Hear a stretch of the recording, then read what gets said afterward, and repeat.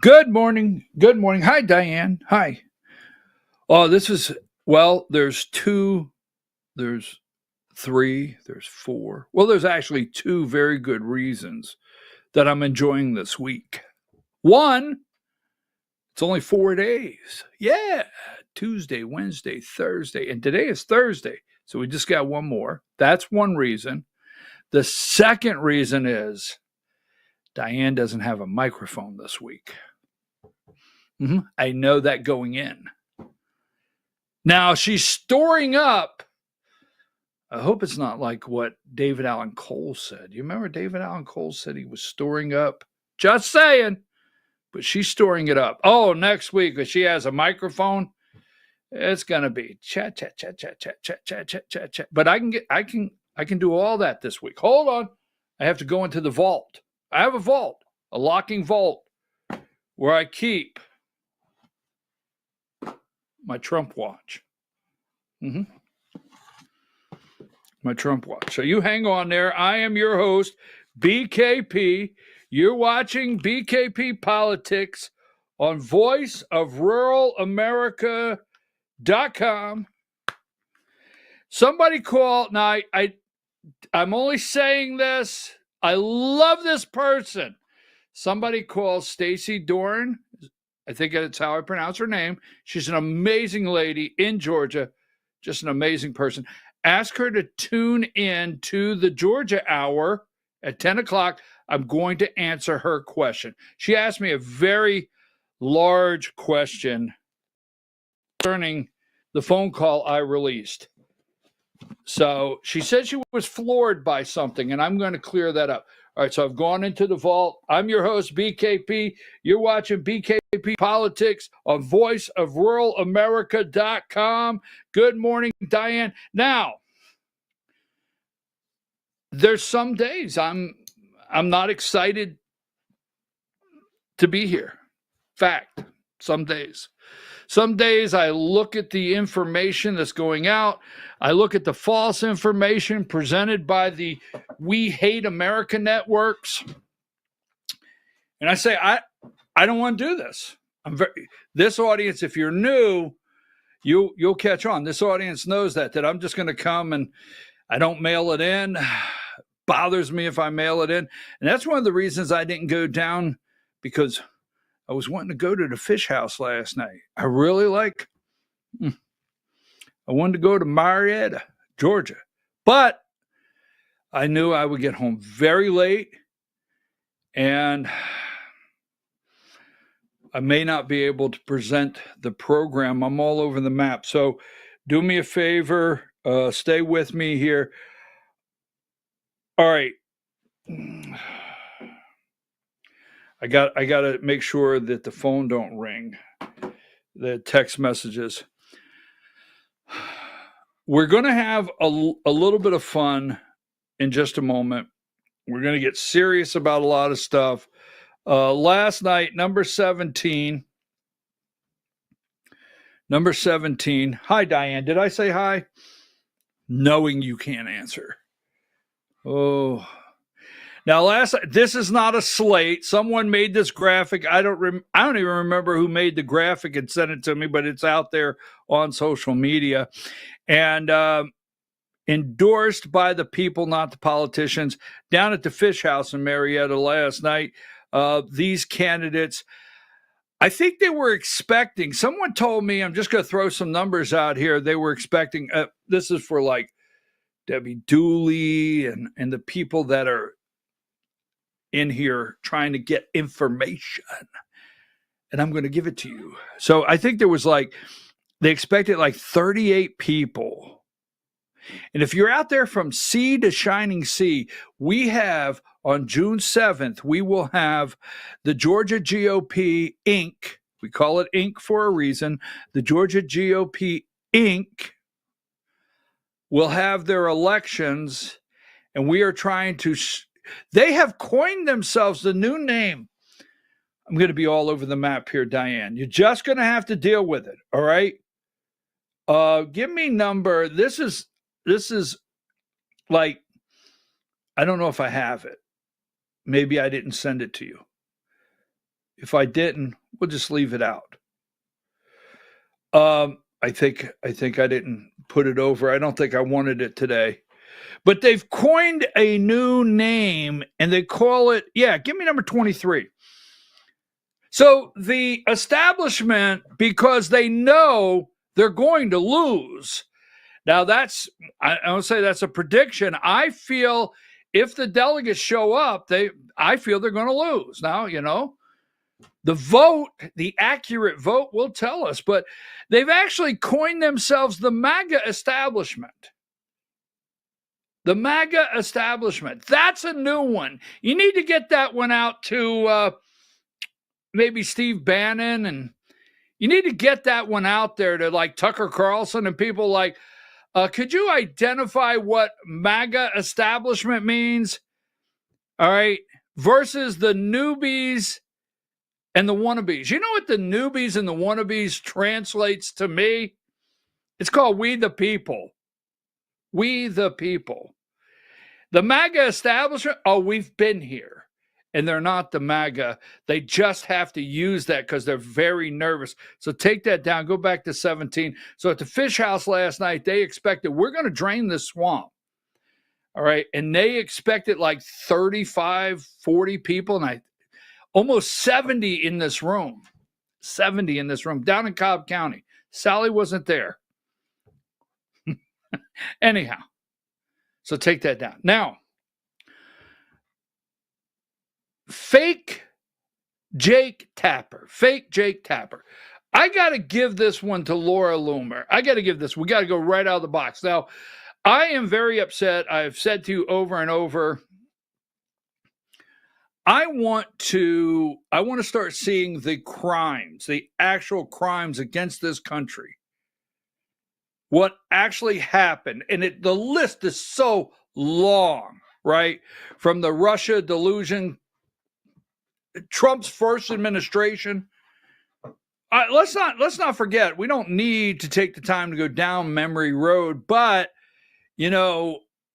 Trump never woke up one morning in the 2016 administration that there was not an attack on him. Never a day. There was an attack. Remember General Flynn right out of the box, and big ears right out of the box. What was his name? Jeff Sessions. And I mean, it was right out of the box. All right. They started inserting like H.R. McMaster and into the administration and Mike Pompeo. And I mean, right out of Rex Tillerson, out of the box. This can't happen again. And he's defied all the odds. All's a big word. All the odds. Now, so then the stolen election and the Biden. So the crimes. Now, people like Jake Tapper at CNN and his counterpart there, whoever his cohort, they have the book, right? The book, is it The Original Sin? What's it called? Whatever. They're profiting. It's disgusting how these people now are profiting from knowing what they did to America and how they contributed to the auto pen and what they did to you and I in this country and our children. And they're profiting off of it, knowing all along. Fake Tapper, the whole list. Jen Psaki is in the administration, knows everything about it, leaves, and is over there at the fake MSNBC, or as Trump calls it, MSDNC. And I don't know what's going to happen any day. MSNBC, they're getting ready for the total collapse. And I don't know the exit strategy for these people or what they're going to revamp. But I got to give this to Laura Loomer. She goes to a book signing with fake Jake, video 13.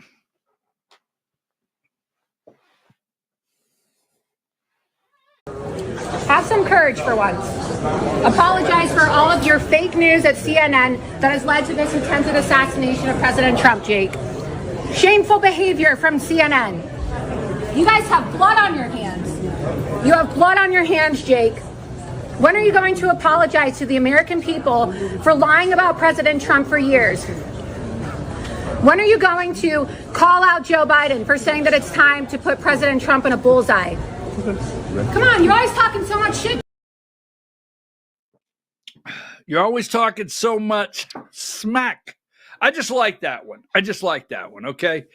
These people, the corruption, the level of corruption. Now, the pardons. All right. I want to just quickly, because we're going to break down a lot of things. Yes, the tariffs. We're going to talk about the tariffs, and we're going to talk about the International Trade Court, right? We're going to talk about little Marco, foreign visas. Now, we've discussed this multiple times, right? That, give me number.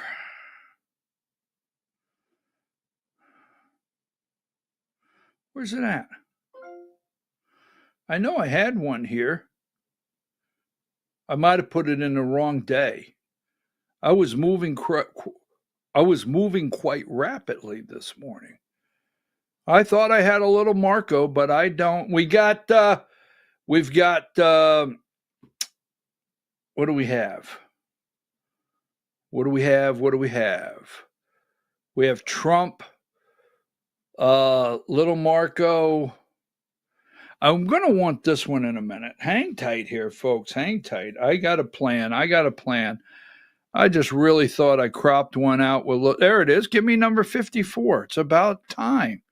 Where's it at? There it is.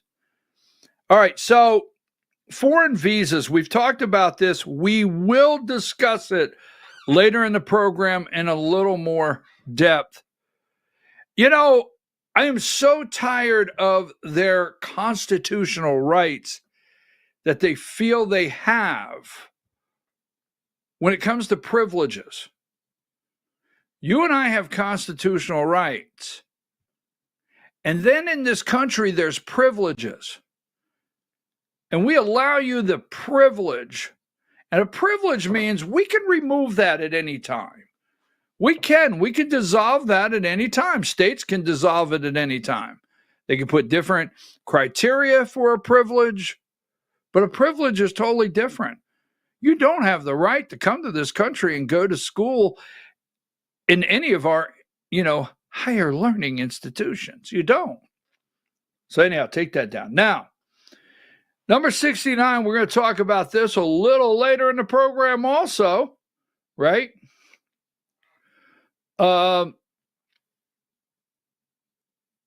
This is another one here. Now, what say you? The Georgia Supreme Court says you must be 21 to carry a handgun in public. Now, we have constitutional carry in Georgia. Constitutional carry. I mean, I could put the iron right here on the desk. I have a constitutional right in Georgia. And I legally can do it for those out there that question it. But we have constitutional carry. Now, but a handgun is not 18 years old. They have to be 21 in the state of Georgia to publicly be able to carry a handgun. So I guess what they want is they want you to be able to get into a bar with one. No, I'm just joking. That wasn't even a good joke. That wasn't a good joke. I'm just saying. But you got to be able to be 21, stop at the store, get a couple 6-packs, throw them in a cooler, and wear your big iron on your hip. Boy, this has to stop now. I don't know what I'm saying concerning this. 21, what do you say? So we'll move right out of that. Constitutional carry, your Second Amendment rights start at 21 in Georgia when it comes to publicly carrying a handgun. Georgia Supreme Court. All right, now,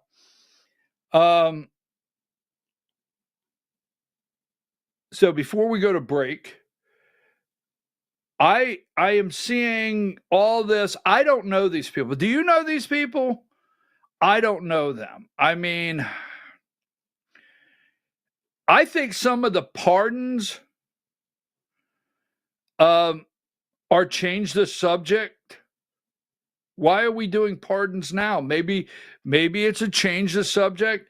So before any of you start that attacking, so give me number 91. I don't know these people. Do you know these people? I don't know. Actually, in your feed, like social media, I'm aware of them, but I don't know them. And I really never listened to anything until the Republican National Convention, when the daughter spoke there. First time I ever heard anyone of this family. I knew they went to jail. I knew they tried, convicted. That's the extent of what I know about these people. But Trump pardoned them. I don't know. Now, so I've not really been one to advocate for pardons like, oh, I'm going to get on the bandwagon and say we have to pardon someone. But I really think the president of the United States needs to pardon Joe. I'm serious. Where's it at here? I think Donald J. Trump, give me number 38, should pardon the Tiger King. I mean, in America, March 2020 is when this aired. All right. Now, March 2020. So we come out of Christmas. 2019. And I tell you what, Trump, the economy is booming. The Christmas tree is, you went and bought an extra set of lights. I'm not joking. Throw them on there. Do I have too many lights? No. Let them flash. Trump is president. You got the extra Christmas presents. I'm telling you that Christmas 2019 was really, it was huge. It was amazing. It was all the above, right? What could possibly go wrong? And then you hear out of your right ear, if you're a Republican, out of your left ear, if you're a Democrat, because you hear two different things some days. Yes.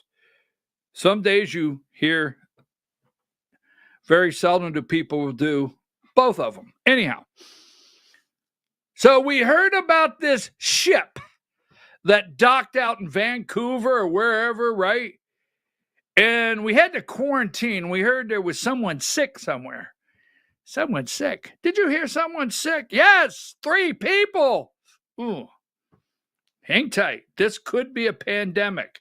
Now, it's interesting. The news was well aware that this could be a pandemic right from the start.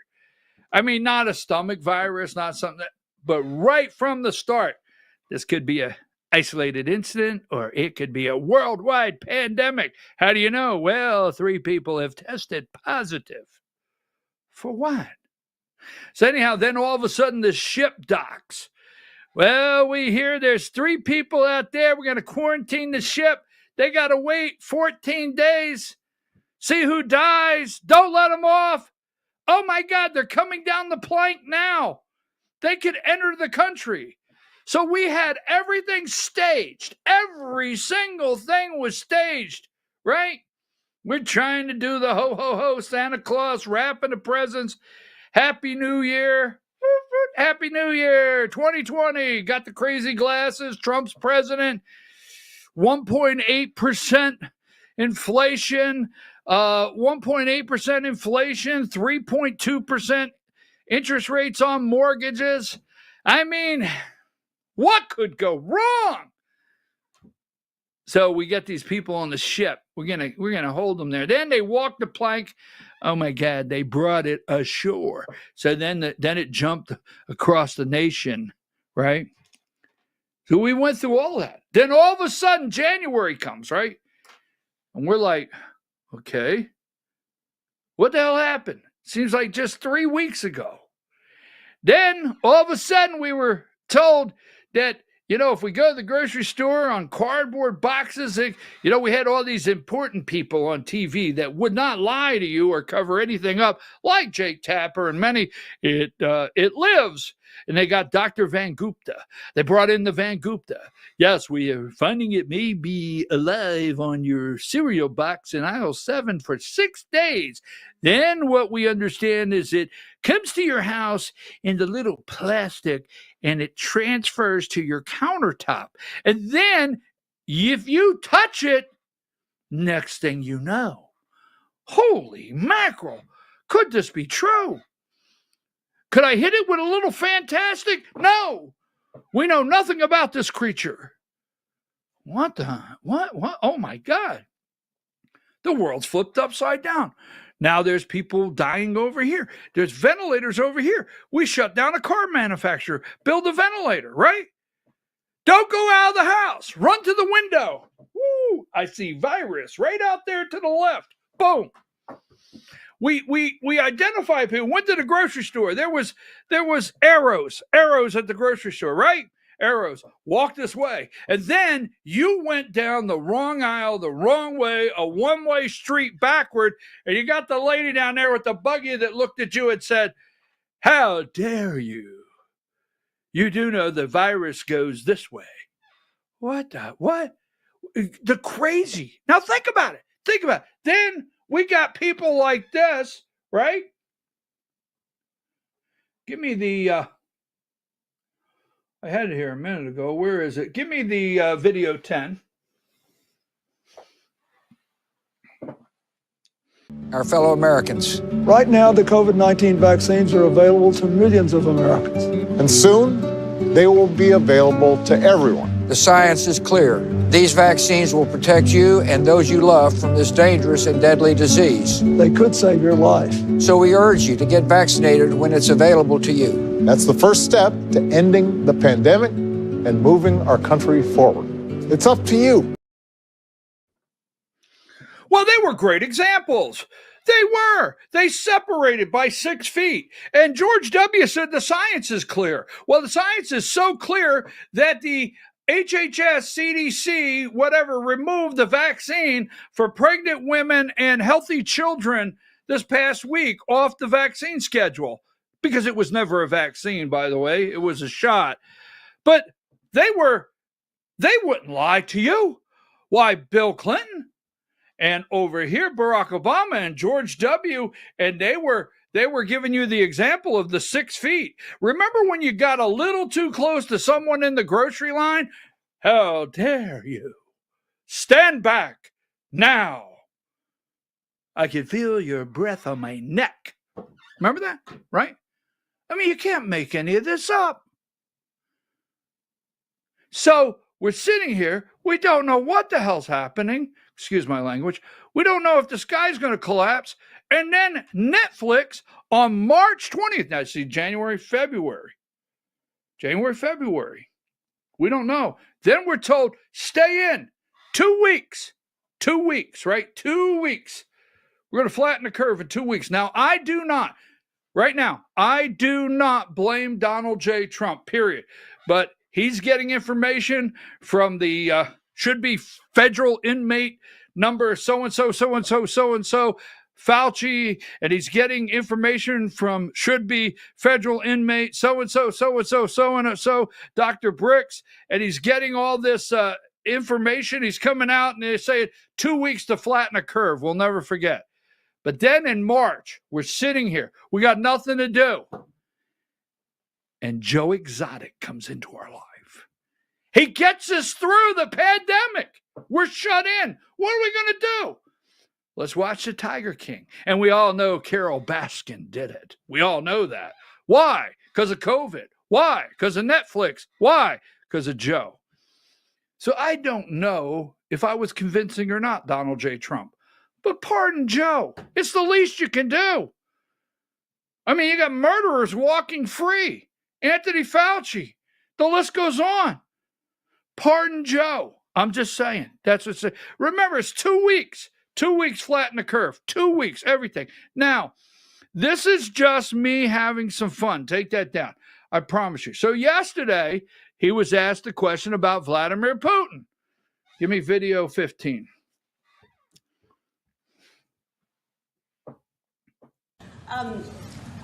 Do you believe the Russians are being disrespectful when they say that your criticisms of Putin are simply an emotional response? And do you still believe that Putin actually wants to end the war? I can't tell you that, but I'll let you know in about 2 weeks. Within 2 weeks, we're going to find out very soon.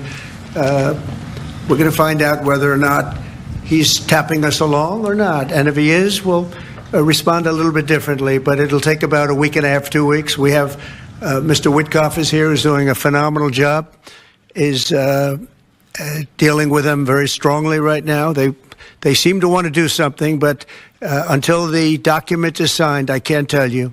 Nobody can. I can say this. I can say this, that I'm very disappointed at what happened a couple of nights now where people were killed in the middle of what you would call a negotiation. I'm very disappointed by that. Very, very disappointed. Yeah, please. I'll know in a couple weeks. Give me 2 weeks. Just 2 weeks. I'm saying 2 weeks. How long will this take? 2 weeks. Video 14. Roll the tape. 2 weeks. 2 weeks. 2 weeks. Just saying. How long do you think all that'll take? 2 weeks. Really? Yeah, that's all. Any idea when you're going to be finished here? 2 weeks. How long will it take to put this place together? 2 weeks. I do get the permits. How long will the job take? 2 weeks. 2 weeks? 2 weeks? You sound like a parakeet there. 2 weeks. 2 weeks.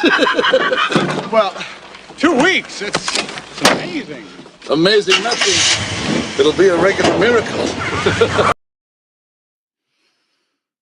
The money pit. Ukraine. The money pit. Give me 2 more weeks. We'll have it solved.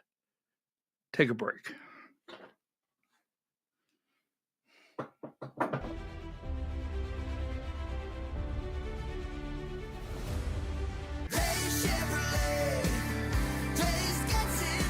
At Days Chevrolet in Jasper, we're proud because for more than 65 years, we've built a legacy of trust for the families we serve. That's why 80% of our business comes from repeat customers and referrals. When you treat folks as well as we do, word is bound to get around. Days Chevrolet in Jasper, family first since 1959. Days Chevrolet. Days gets it done. Together, let's drive. Larry's Body Shop in Ellijay. Family owned and operated since 1978. The latest in cutting-edge digital technology and state-of-the-art equipment allow our iCard Gold Class certified technicians to restore your vehicle. Our second-to-none customer service will work directly with your insurance company. Major accident or minor fender bender, we take the dents out of accidents. Larry's Body Shop, North Georgia's #1 body shop. Visit us at collisiondecision.com. Why give your money to liberal media companies? Put your marketing needs in the hands of a conservative marketing professional and start getting results today. FYN Media Group, one of the top digital marketing agencies in Georgia, specializes in website design and hosting, social media promotion and management, and so much more. Visit FYNmediagroup.com or call 706-889-3564 for a free consultation. Welcome to El Rey Azteca Mexican Restaurant. We invite you to indulge your senses with our from-scratch authentic Mexican food. Whether you are hungry for fajitas or the El Rey Azteca burrito, we offer a wide variety of fine Mexican dishes, drinks, and desserts. Our inviting patio, indoor seating, and bar has a seat for everyone. So come to El Rey Azteca for delicious food, great drinks, good friends, and loads of fun in a casual and friendly atmosphere. Ladies, when you wear elegant jewelry, you become a force to be reckoned with. You shine brighter than the stars in the sky, and your inner beauty radiates like the sun. So embrace the magic, embrace the elegance, and let your jewelry be a reflection of your true, authentic self. My friends over at North Georgia Diamond know what a woman wants. Go see them for the perfect gift. And remember, when it comes to elegance, there's no such thing as too much. Come see us at North Georgia Diamond. We're igniting passion one sparkle at a time.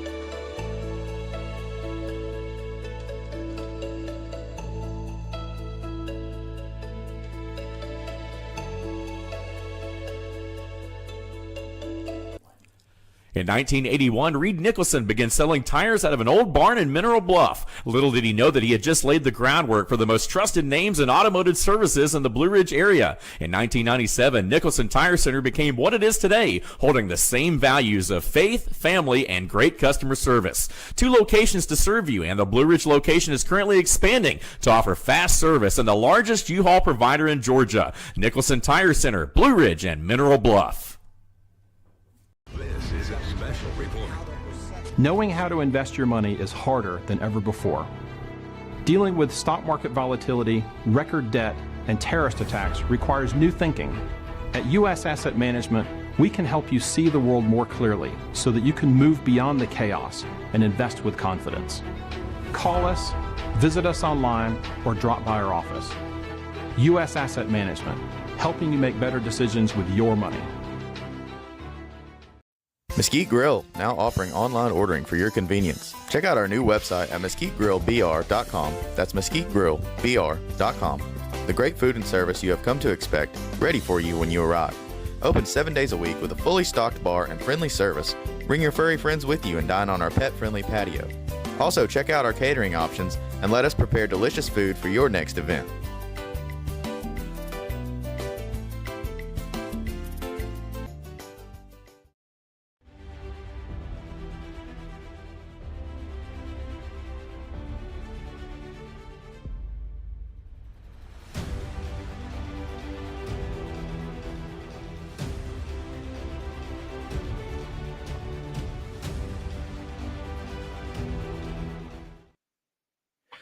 Diane, can you believe someone sent me a message and asked me if I was all jacked up on Mountain Dew?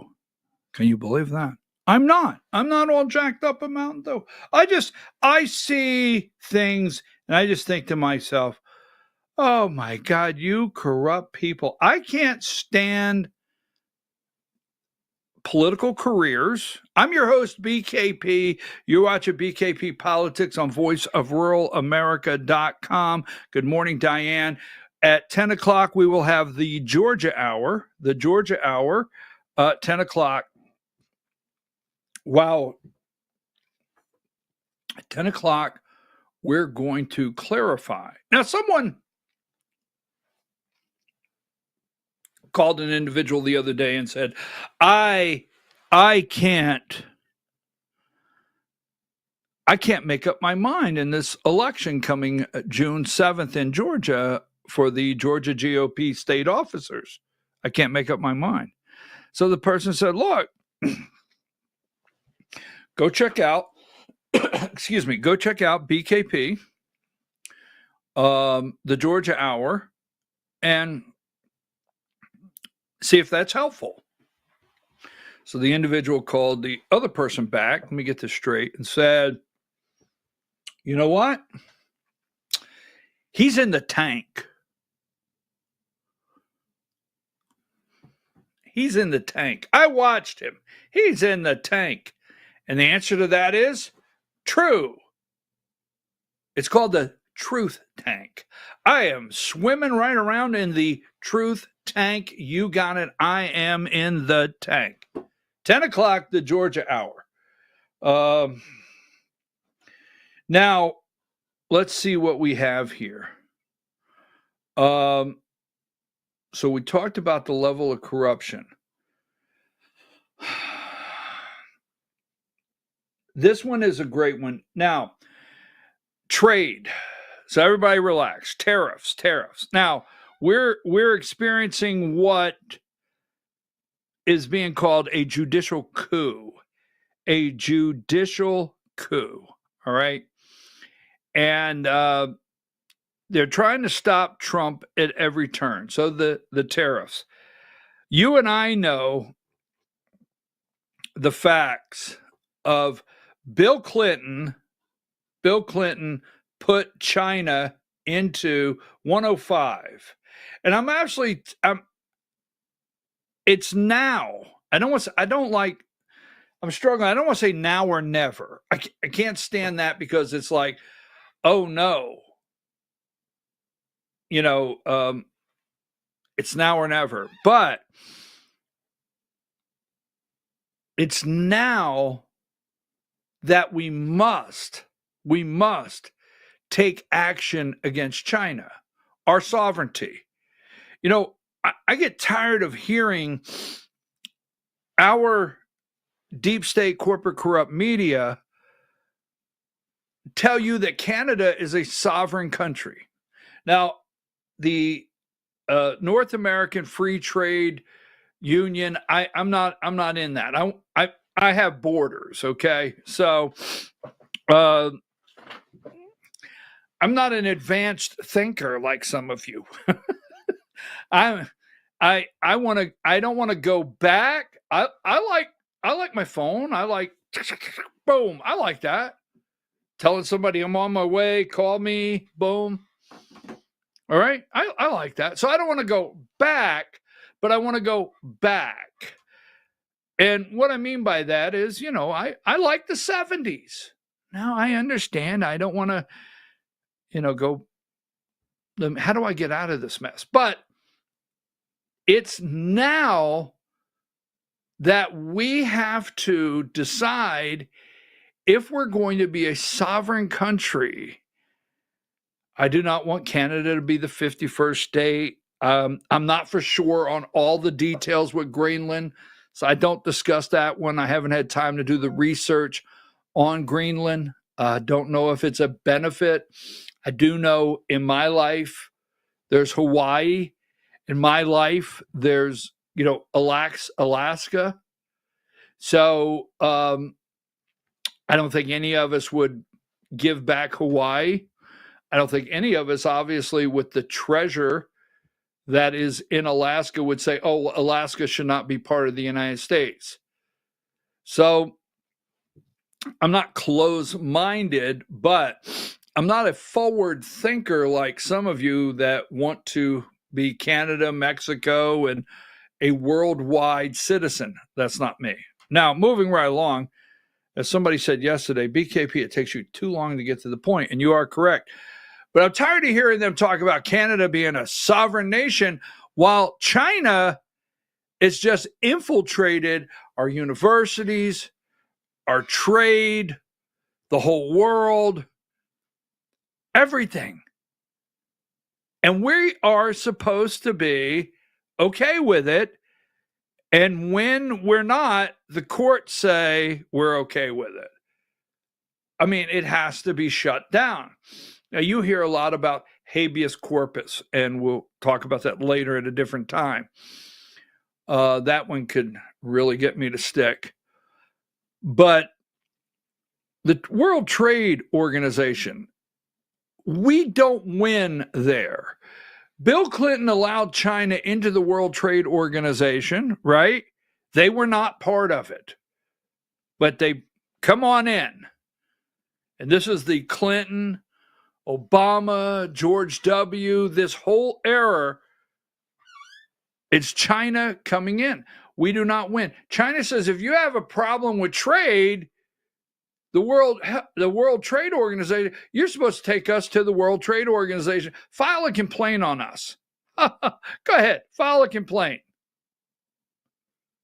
And Trump knows better. And you and I know our products are not on their shelf, right? We know that. We know our products are not on many of the shelves around the world. Our manufacturers know that. We have small manufacturers all over the United States that would love to compete around the world, and they can't. So we have what's called an international trade court. And what they're telling you right now, so there's confusion, is lack of confusion, is Trump has the ability to say, you know what, there is an international crisis. And that's where he has the power. All right. Now they're enjoying it. Number 84, they're enjoying it. Wall Street's enjoying it. Not Main Street. No, not Main Street. No matter what you say, Wall Street, the deep state, corporate, corrupt media, they're enjoying it. Now, number 85, the U.S. Court of International Trade rules, all right, several of Trump's tariffs are contrary to law, is what they're saying. Found that the decades-old International Emergency Economic Powers Act did not delegate an unbounded tariff authority to the president. Now, Trump has Emergency Economic Powers Act where he can say, this is an emergency and we have to do this, and I have the executive power to do this. And that's what he is using for these tariffs. I would say an emergency is the fact that we are on the edge of the world. For those of you flat earthers out there, there may be a couple. This is not an attack, but I think we're on the edge of stepping off that flat earth, all right, when it comes to this country. I do think it's an emergency. I do think the trade deficit is right now, it's an absolute emergency. Can we bring back Gary, Indiana?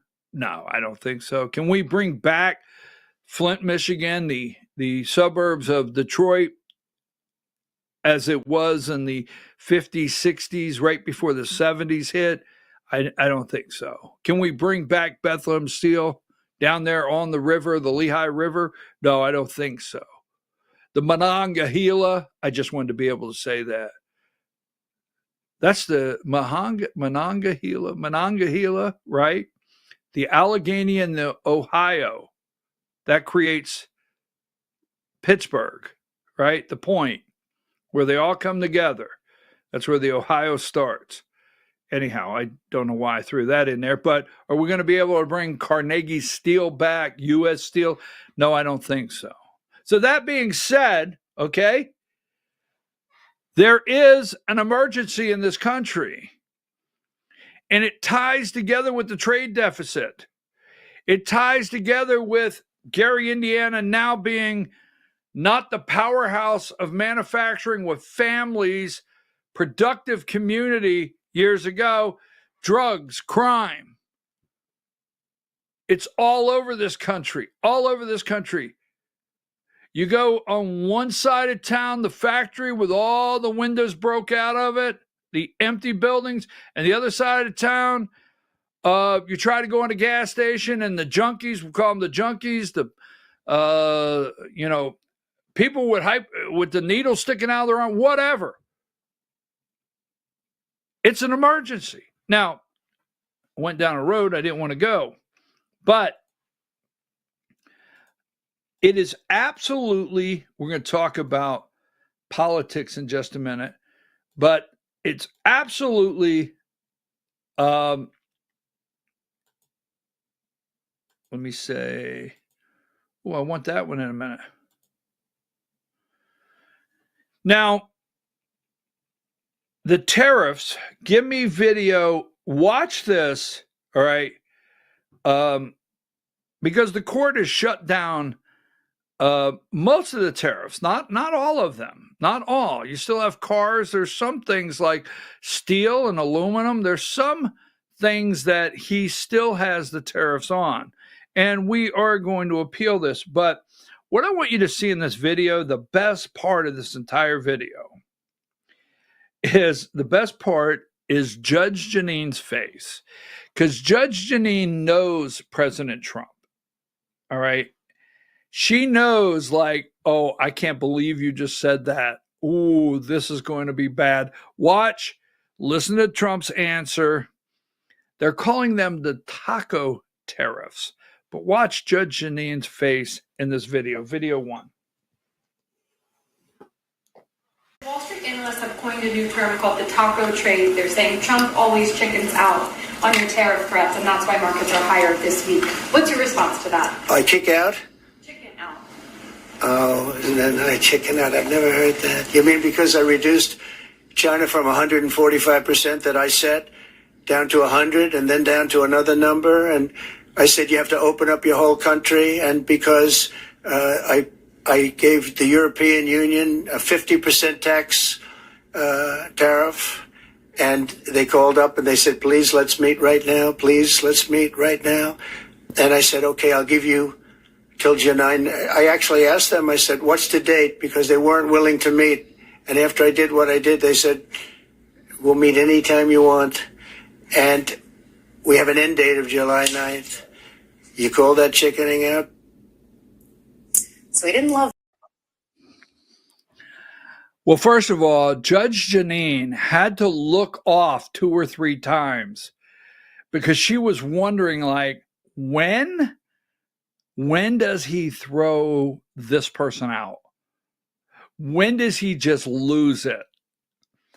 Judge Janine, I actually like that part of the video is where she's looking like, oh, I know you didn't just tell Trump he chickened out. It's like, I know you didn't just say that. So the tariffs, the court, judicial coup against American manufacturers, period. I'm okay with the tariffs. Now, Democrats are already lying about the tariffs and the increased cost. I do know that some industries are slowing down, but we have to do this, and I'm not saying the economy crash it, but we have to do this to do this and get things in order. You can't just go straight across and save this to get it in order. You can't do it. Now, we have the big, beautiful bill. But before we get there, I want to stay on Marco Rubio, Harvard. There's not a constitutional right that we give you money. Give me 54. U.S. will aggressively revoke visas for Chinese students, Rubio says. All right.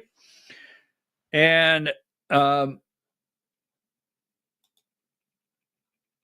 number 55, Secretary of State Marco Rubio announced Wednesday evening, last night, that the Trump administration would work to aggressively revoke visas of Chinese students, including those with ties to the Chinese Communist Party or who are studying in critical fields. He added that the State Department was revising visa criteria to enhance scrutiny of all future applications from China, including Hong Kong. Thank you to the State Department. I mean, Trump will not give up, and it looks like Marco Rubio is not going to give up. We must, right now, little pain, we must shut China down. We can no longer talk about Canada being sovereign. Why are we trying to, well, I'll say it this way. Why are we trying to save Ukraine from Russia? And why do we talk about how important it is for their sovereignty and democracy and to save it and to support it, that we cannot let the aggressor, because you see death and destruction, right?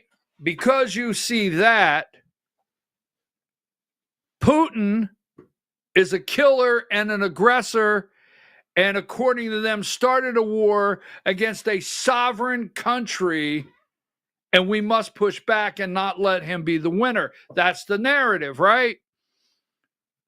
But you take LA, you take California, where it's not sovereign country anymore. You take areas of this country where the encroachment from foreign interference, the spies, the data.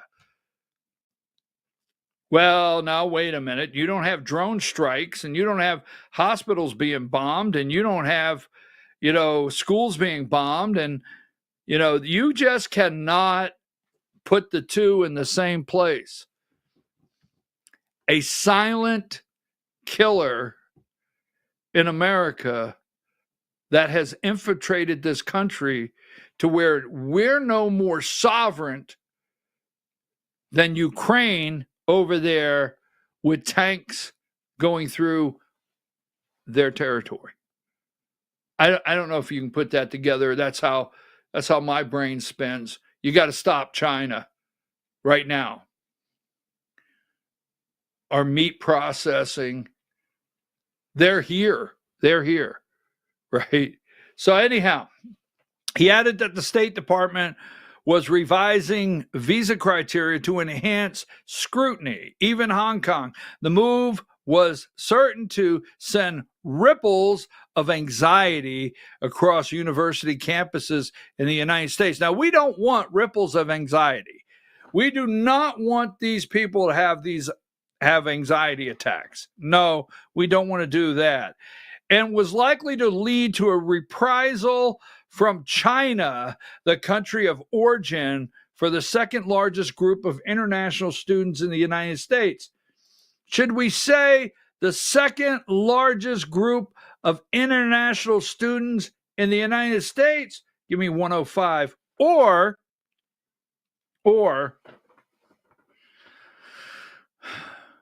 the place where they send their spies, right? A backpack and a student on your college campus. What could go wrong with that from China? Wink, wink, right? How can we get our people in there? Throw a backpack on Wong over there. Yeah, that's right. Well, is his name Wong? I don't know. Maybe. Oh my God, that was just unnecessary. All right. Throw a backpack on Ming Lee over there. Put glasses on him. Get him, get his scorecard here, whatever is, what would it be? Anyhow, get it over there. Let's get him in Harvard now. You can't make this up. So anyhow, the tariffs and what's going on in court with the tariffs, with the Chinese students, with Harvard, their money, right? I say, here is little Marco 103. U.S. to restrict visas for foreigners who censor Americans. And give me 104.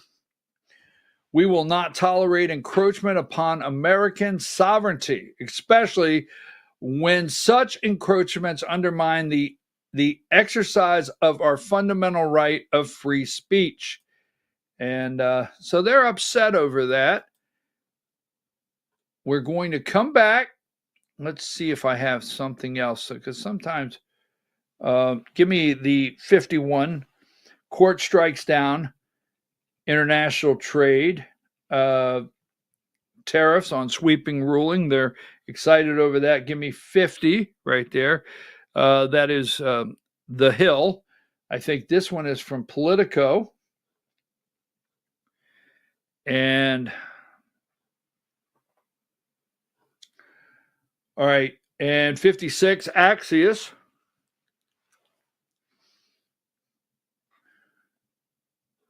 And 59, Marco Rubio.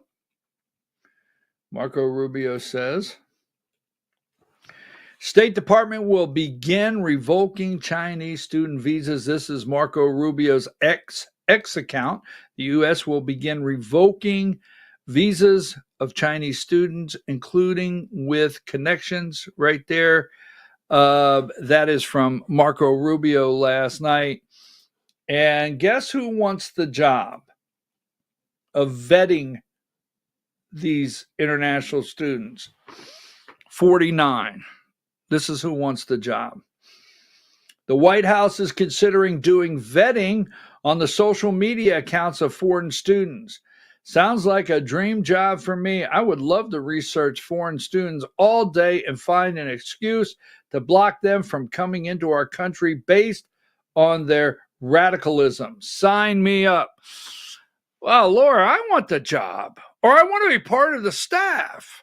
All right, folks, we'll take a break. When we come back, Elon Musk is exiting, right? He is exiting. Russia is coming to the table for a new or proposing a deal soon. Give me 66. I want 66 before we go out. You got to go to Istanbul, Turkey. MIT shuts down their DEI office. Now, Harvard's hanging on. They're hanging on for dear life. They're going to go to court.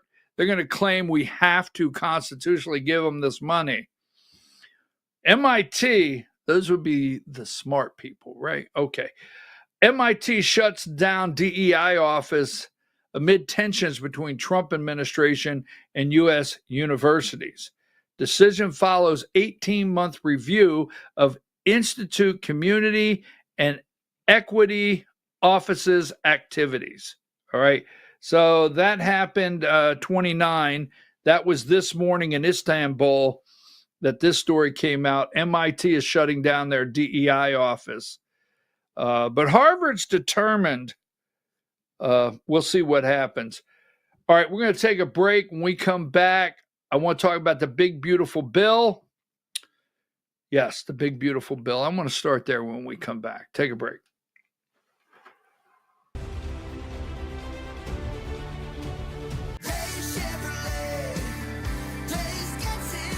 At Days Chevrolet in Jasper, we're proud because for more than 65 years, we've built a legacy of trust for the families we serve. That's why 80% of our business comes from repeat customers and referrals. When you treat folks as well as we do, word is bound to get around. Days Chevrolet in Jasper, family first since 1959. Days Chevrolet, Days gets it done. Together, let's drive. Larry's Body Shop in Ellijay. Family owned and operated since 1978. The latest in cutting-edge digital technology and state-of-the-art equipment allow our iCard Gold Class certified technicians to restore your vehicle. Our second-to-none customer service will work directly with your insurance company. Major accident or minor fender bender. We take the dents out of accidents. Larry's Body Shop, North Georgia's #1 body shop. Visit us at collisiondecision.com. Why give your money to liberal media companies? Put your marketing needs in the hands of a conservative marketing professional and start getting results today. FYN Media Group, one of the top digital marketing agencies in Georgia, specializes in website design and hosting, social media promotion and management, and so much more. Visit FYNmediagroup.com or call 706-889-3564 for a free consultation. Welcome to El Rey Azteca Mexican Restaurant. We invite you to indulge your senses with our from-scratch authentic Mexican food. Whether you are hungry for fajitas or the El Rey Azteca burrito, we offer a wide variety of fine Mexican dishes, drinks, and desserts. Our inviting patio, indoor seating, and bar has a seat for everyone. So come to El Rey Azteca for delicious food, great drinks, good friends, and loads of fun in a casual and friendly atmosphere. Ladies, when you wear elegant jewelry, you become a force to be reckoned with. You shine brighter than the stars in the sky, and your inner beauty radiates like the sun. So embrace the magic, embrace the elegance, and let your jewelry be a reflection of your true, authentic self. My friends over at North Georgia Diamond know what a woman wants. Go see them for the perfect gift. And remember, when it comes to elegance, there's no such thing as too much. Come see us at North Georgia Diamond. We're igniting passion one sparkle at a time.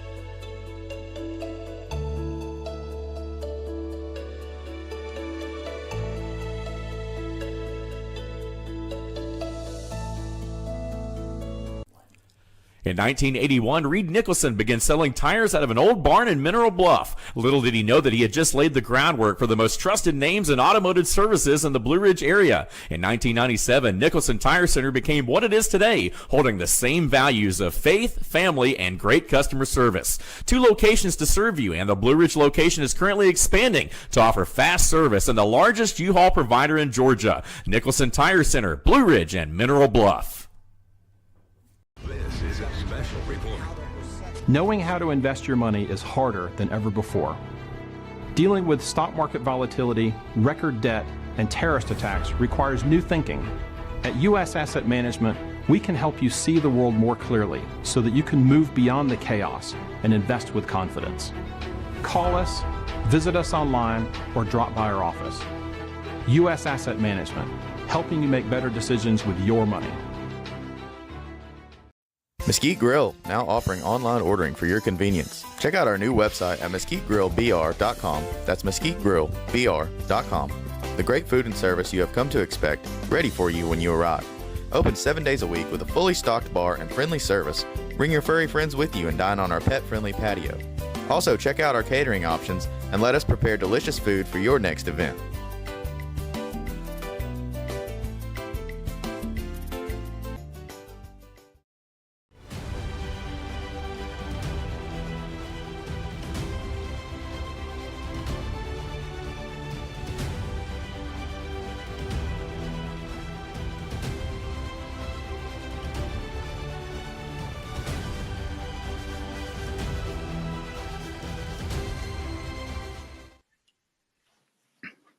How are you?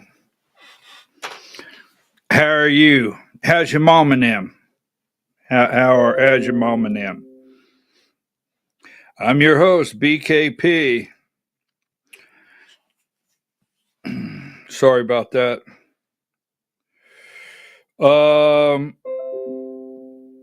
We're going to try to get some of the questions today. We're trying to get some of the questions today that happened last night. We're going to be limited, but I'm your host, BKP. You're watching BKP Politics on voiceofruralamerica.com. Voiceofruralamerica.com. Now, at the Georgia Hour, I will answer a question. Now, I released, and I don't care where the question comes from. I released the audio, and someone went under it and tweeted out something that was said in the phone call that floored them. They said it floored them. And I'm going to read the individual because they publicly put it out and the question, and I'm going to explain it because I think it's a great question. Now, I have put out there, can you put our contact up one more time, Diane? I appreciate you. I'm your host, BKP. You're watching BKP Politics on voiceofruralamerica.com. Good morning, Diane. Right there. You can text me at that phone number. You can email me. And I've said, listen to the audio. Ask me any question, any you want. And I don't care if the question's public. You put it out. But you could send me a direct question and I'll answer it. So we're going to do that. I cannot diagnose mental illness. Well, I could see it from over there, but I can't write a professional diagnosis. But I can tell you who I think might need to get an assessment. I'm going to do that at 10 o'clock. Yep. All right. So why am I doing that? Now, so let's go into a little bit of politics for just a moment. And we have the big, beautiful bill. All right. The big, beautiful bill, as it is referred to. And obviously, there's a setup trying to go against the big, beautiful bill. And we have, remember this, stay with this just for a minute. 81. We've talked about Pennsylvania, right? 82. Right there, right? We're going to talk about that. The big, beautiful bill, 82. We talked about this guy yesterday, Mike Flood, out in Nebraska, admitting to his constituents he hadn't read it. He doesn't know why that section is in there. He admitted that. He was booed. And the battle is getting ready to take place. Give me number 89. We're going to come back to this. This is all big, beautiful bill kind of stuff. Democrats roll out digital ads targeting vulnerable House Republicans over the big, ugly bill. Now, at 10 o'clock during the Georgia hour, I will briefly recap this because I want to show the good people in Georgia the misinformation that Chairman Josh McCoon is putting out. And he continues to talk about all his relationships. But if you're not out there, I can give you many of the reasons they don't like your host. Is because if you're not out there, who's going to tell you the truth? Well, I don't feel Josh McCoon is honest with voters. And I'm going to show you that, all right? Black and white, clear as can be. Oh, Lord, Debbie Dooley's going to clip black and white. It's going to go viral. All right, so the big ugly bill. Then we have, right, number 88. I'm going to tie all this up for you. The most unpopular in GOP budget, according to who? The House Majority Forward polling. Let's see. Do I have a note on that somewhere? Let's see. Special taco. We did that one. Let's see. House Majority PAC.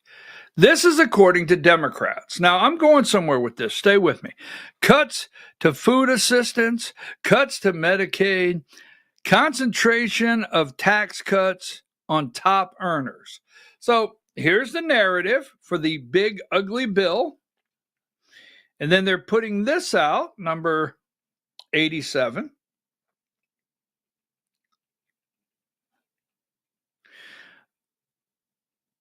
Mike Johnson and the Republicans are, I feel they're going to blow this, all right? Budget bill would make life less affordable. That's according to Democrats, all right? 44% polling. Less affordable.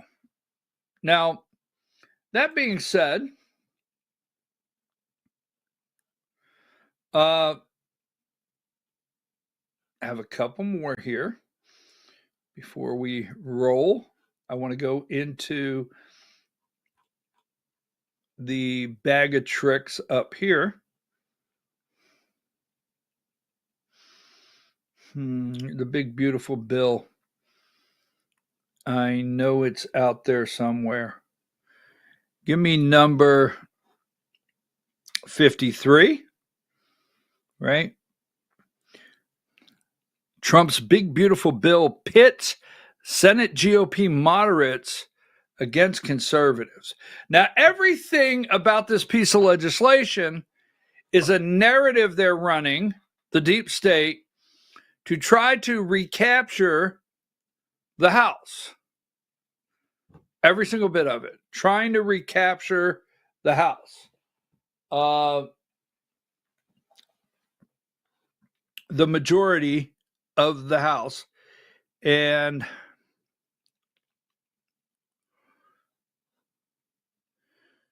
number 70.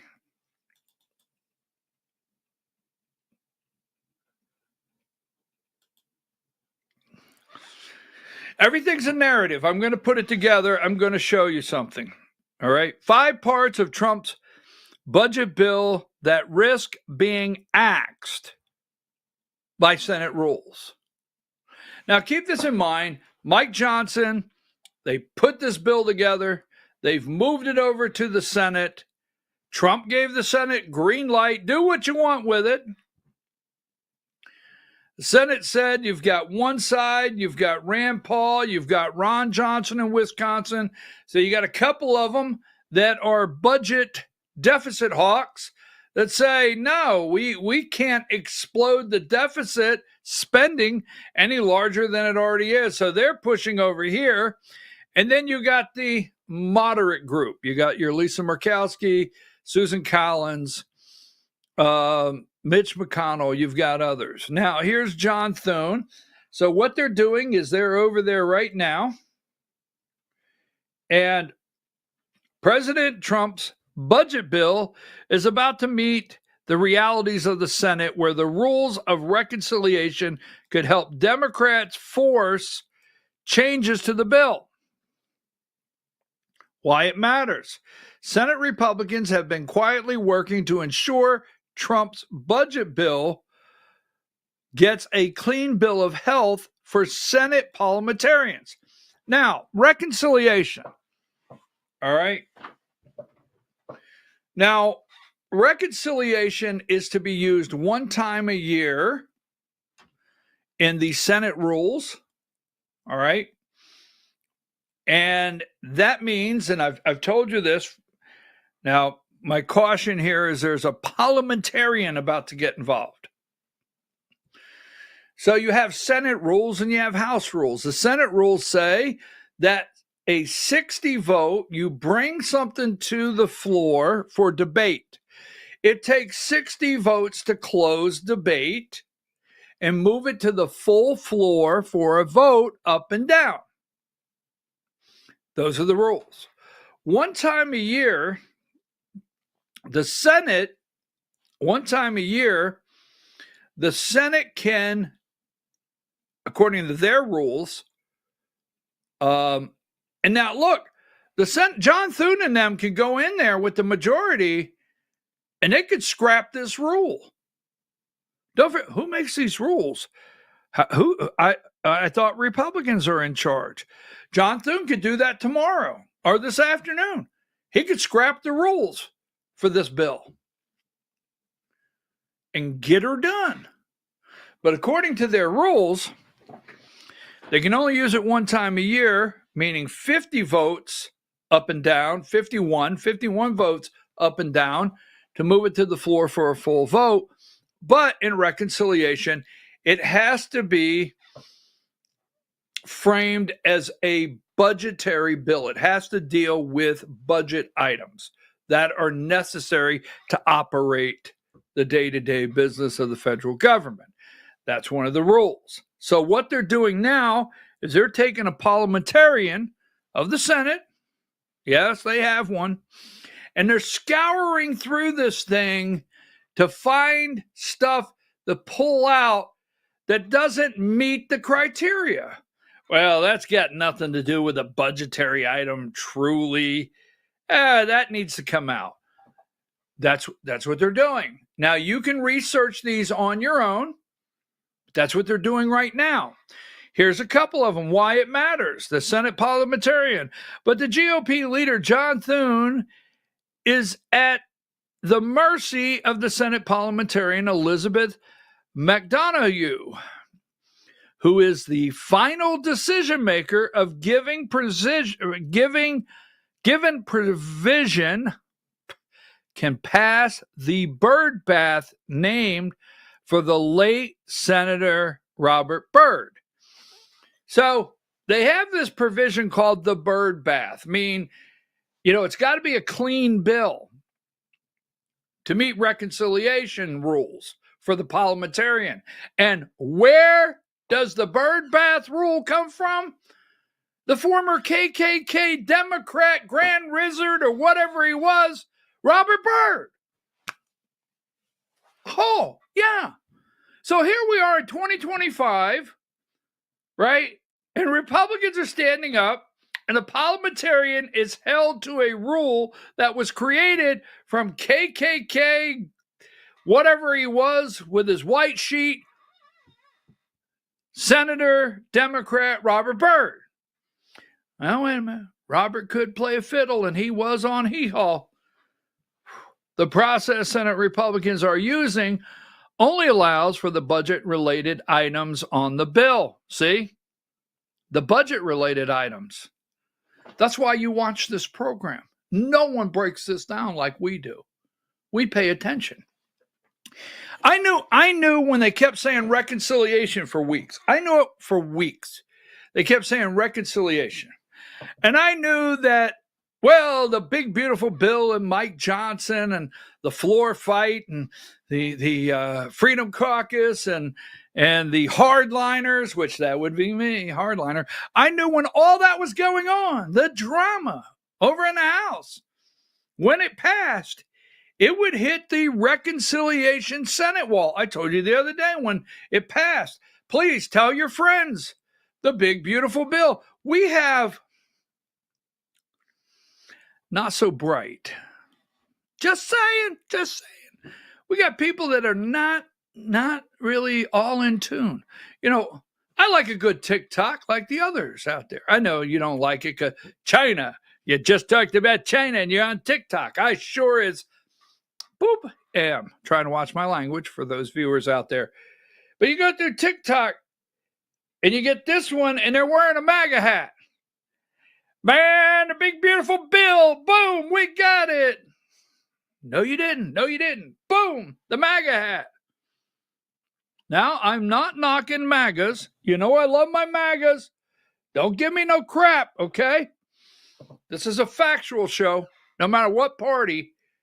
So, I knew when it went over to the Senate, we were going to get into the, oh my God, reconciliation. Reconciliation in the 1,100 pages came over from the House.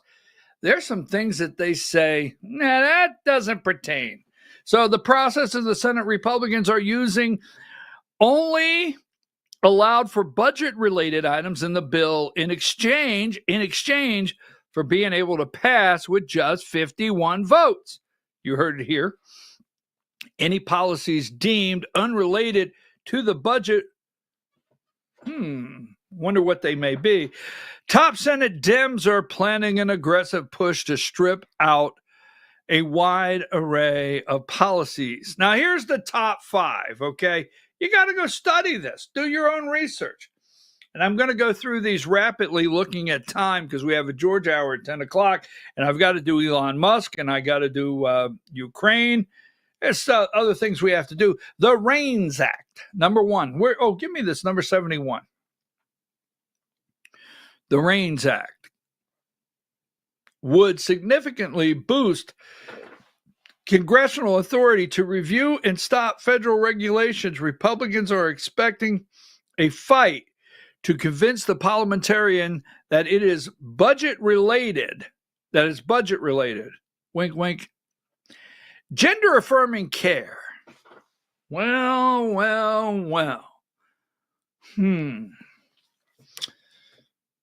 That's quite I can't say it. Gender affirming care. The House bill would prevent the use of Medicaid to cover gender affirming care. Democrats plan to argue this is more about political agenda than making changes to federal budget. AI moratorium. The House bill includes a 10-year ban on state laws regulating artificial intelligence. Energy permitting. The House passed a bill includes an expedited. I thought I would have trouble with that one. Got it right out there. Expedited permitting process for certain natural gas, energy pipeline projects, capping all federal and state review periods to a maximum of 1 year.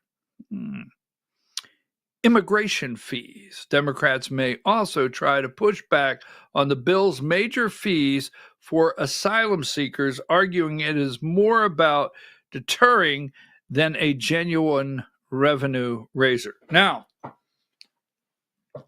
no matter what you think about this, the fact is it's over in the Senate.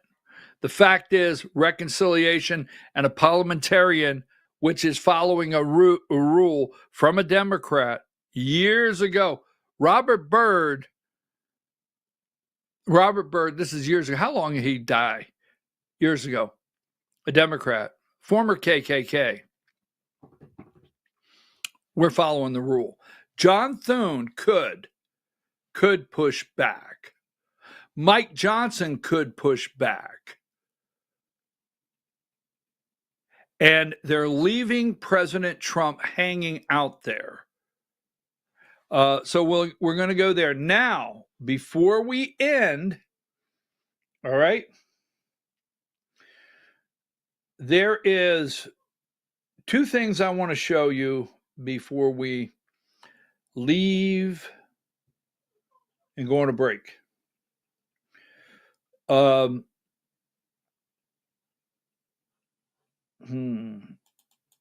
Let me see. Hang tight. Don't anybody get all worked up.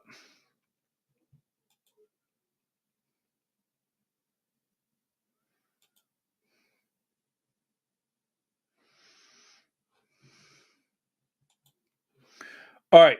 So give me number 75. And I want to ask you a question, okay? Now, Democrats are looking at targets. This is the DCCC. And the reason I'm putting this in one segment here is because there's misinformation out there. All right? Now, they're in meetings every single day on how to pass the bill, get to 2026, retain power. I say it that way, retain power, because it's actually not save the nation. It's retain power. All right. Below is a full list of the DNC targets. Now, before we go through these DNC targets, I told you this yesterday. We're going to throw this out very quickly. Where's the CNN? Give me video 4. Now watch where we're going with this. Now, what were some of the other concerns voters you spoke to talked about? Anderson, this is one of the most remarkable competitive congressional districts in the country. One of the top 10 in terms of how competitive it is out of the 435 House seats. The economy, number one, because this is why you hear. Okay, so they're discussing, I played this yesterday, they're discussing PA 7, District 7. A new member of Congress, right?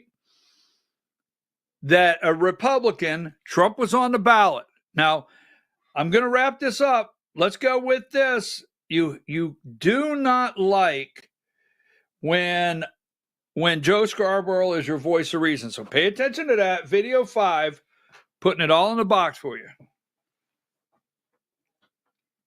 Yeah, no doubt about it. And the difference is, of course, 24, Trump's on the ballot.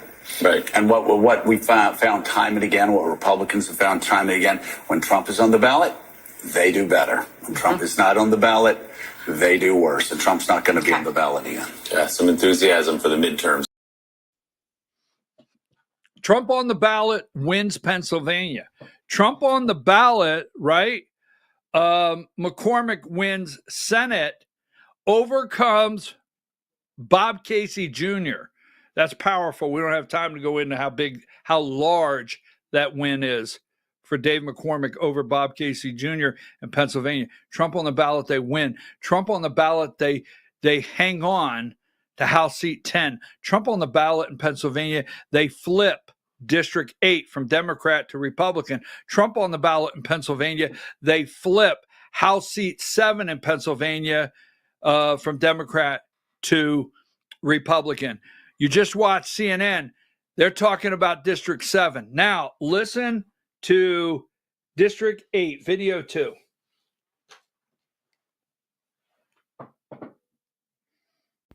How might the budget bill passed by House Republicans last week impact you? That's the question Democrats are zeroing in on right now as they launch an ad war against Republicans over the bill. House Majority Forward, a nonprofit affiliated with Democratic leadership's House Majority PAC, has rolled out new ads in 26 congressional districts. The ads hit House Republicans for their vote to cut Medicaid spending. Here's just one example. There's one person who thinks everything in your life should cost more. It's your Congressman, Rob Bresnahan. First, he backed the tariffs causing prices to soar. Now he's sticking you with an even bigger bill. He just cast the deciding vote to raise the cost of your groceries and cut your health care, including Medicaid, to pay for tax cuts for the ultra-rich. That's PA 8.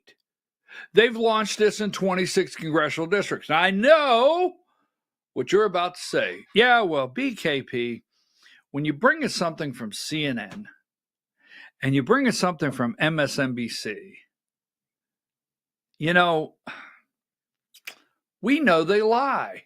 Okay, now let's move on. They're in cahoots. All these networks, you will see ABC, CBS, NBC, ABC, CBS, CNN.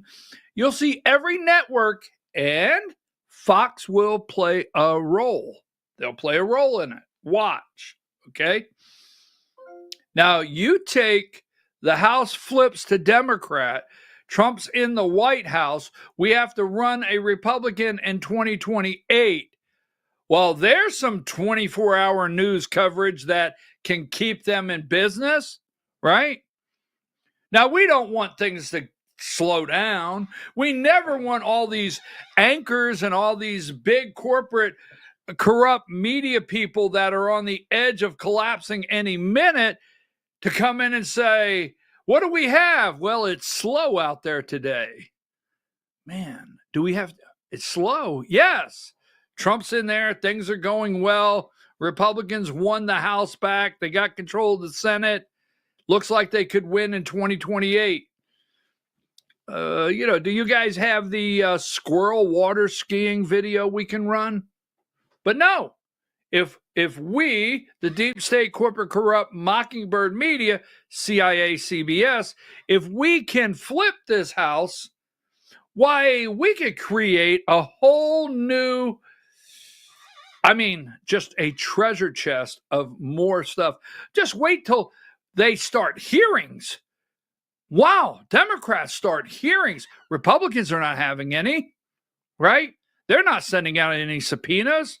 Well, they're afraid of the midterms. But those damn Democrats, they'll start sending out subpoenas left and right.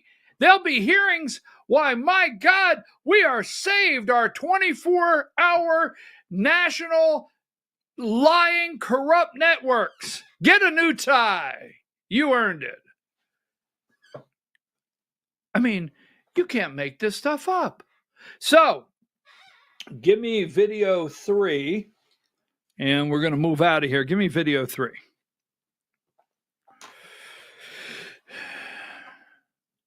Use it as a campaign issue, specifically in districts like Pennsylvania's 8th congressional, which flipped from blue to red just last November. So talk a little bit about what you're... From blue to red. Now, this is the House Majority PAC, right? The House Majority PAC, where people can dump enormous amounts of money, undisclosed, no donor list, campaign finance. Now, here's the DCCC. The DCCC stands for the Democrat Congressional Campaign Committee. Here are their targets, all right? Now, I think we only have a 3-person majority, but you can see Arizona, California, because we have some Republicans out there, Florida, Corey Mills in the 7th. Yes, that's a target. Florida, Iowa, Kentucky, Michigan, Nebraska, Don Bacon. Now,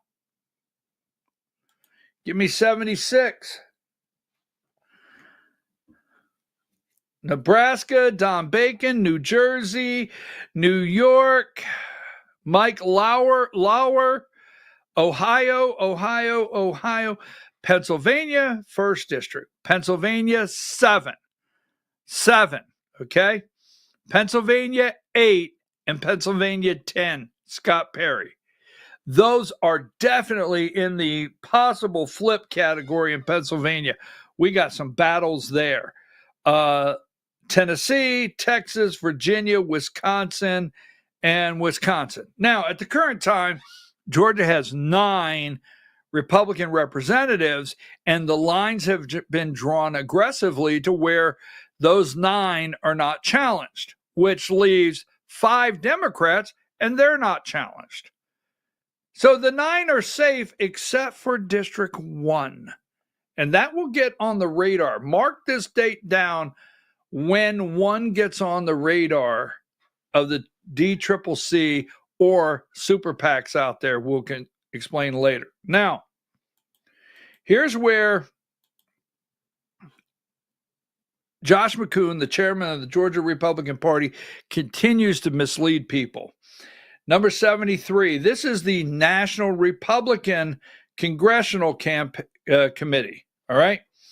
And the National Republican Congressional Committee, they put their targets together of what they think they can flip, not just retain, flip, okay? So this came out March 17th. This is from their website, and they have a Richard Hinson is their chair. Now, House Democrat targets include California, Florida. Give me number 74. California, Florida, Indiana, Maine, Michigan, North Carolina, New Hampshire, New Jersey, New Mexico, Nevada, New York, Ohio, Texas, Virginia, and Washington. By the way, you know what's not on that list is the 2nd Congressional District in Georgia. Now, the 2nd Congressional District in Georgia, there's a possibility to flip that and get rid of Bishop Sanford and pick up an R in that district. But it's not on the radar of the NRCC. But Chairman Josh McCoon continues to mislead the delegates, saying that his relationships at the NRCC, he can get money to try to flip that district. Folks, it's not on their radar, and they're misleading you. So, with all that being said, where do we stand? Now, I cropped the name because I didn't think it was appropriate, and this individual did not say, hey, put my name up there. But here's number 68. This is an email I received. You people send me emails. You tell me how you feel. Why the hell would Republicans keep the House? They have done nothing. Vacation half the time. No investigations. So many crimes. Couldn't even impeach Biden. No Republican J6 hearings. Republicans want to continue to blame Trump. Budget hideous. Johnson as bad as Paul Ryan. Appears they want to lose 2026 so Trump can be impeached? ? The only reason to vote Republican to stop Democrat? It's no longer enough. There is no one to vote for. Thank you for your dedication. I appreciate that. But right now, we are at a point where they go out there and they tell you, well, just vote Republican. Why? It's always better than having a Democrat in office. Okay? And can you explain? Take a break.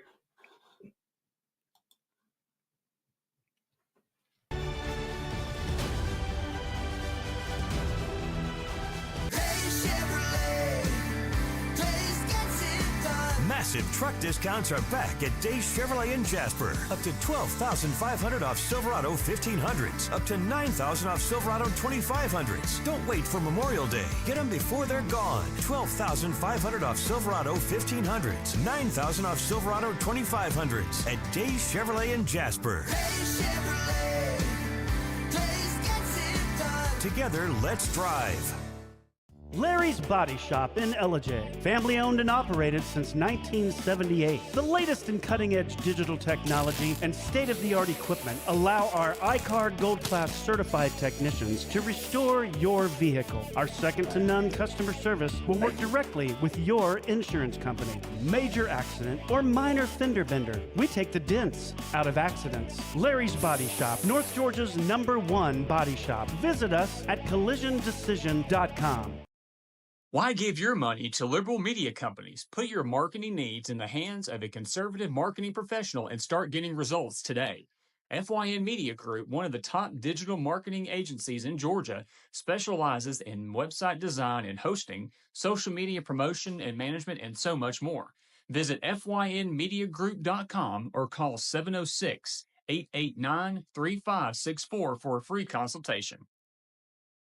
Welcome to El Rey Azteca Mexican Restaurant. We invite you to indulge your senses with our from-scratch authentic Mexican food. Whether you are hungry for fajitas or the El Rey Azteca burrito, we offer a wide variety of fine Mexican dishes, drinks, and desserts. Our inviting patio, indoor seating, and bar has a seat for everyone. So come to El Rey Azteca for delicious food, great drinks, good friends, and loads of fun in a casual and friendly atmosphere. Ladies, when you wear elegant jewelry, you become a force to be reckoned with. You shine brighter than the stars in the sky, and your inner beauty radiates like the sun. So embrace the magic, embrace the elegance, and let your jewelry be a reflection of your true, authentic self. My friends over at North Georgia Diamond know what a woman wants. Go see them for the perfect gift. And remember, when it comes to elegance, there's no such thing as too much. Come see us at North Georgia Diamond. We're igniting passion one sparkle at a time.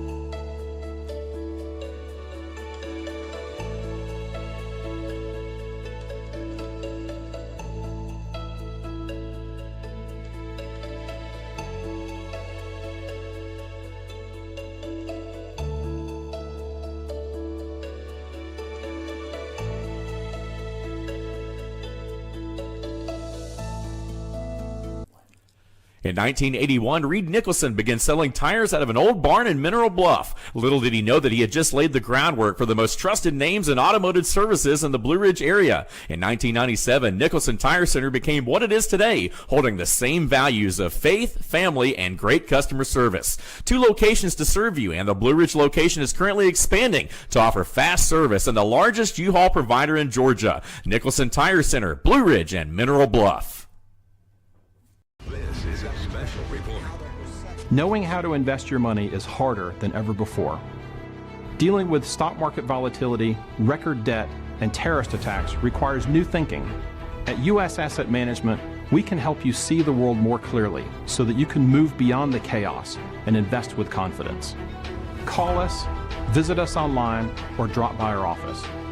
U.S. Asset Management, helping you make better decisions with your money. Mesquite Grill, now offering online ordering for your convenience. Check out our new website at mesquitegrillbr.com. That's mesquitegrillbr.com. The great food and service you have come to expect, ready for you when you arrive. Open 7 days a week with a fully stocked bar and friendly service. Bring your furry friends with you and dine on our pet-friendly patio. Also, check out our catering options and let us prepare delicious food for your next event.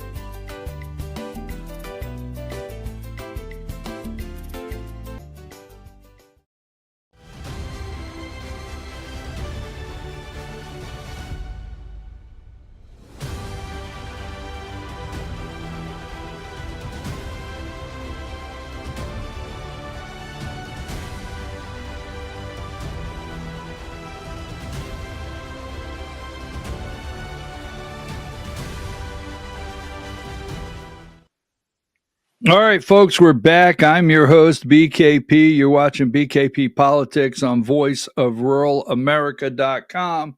Good morning, Diane. I wanted to talk about the big, beautiful bill for just a couple reasons. It is something, the politics, you guys are the smart bunch. You're a bunch of smart people out there.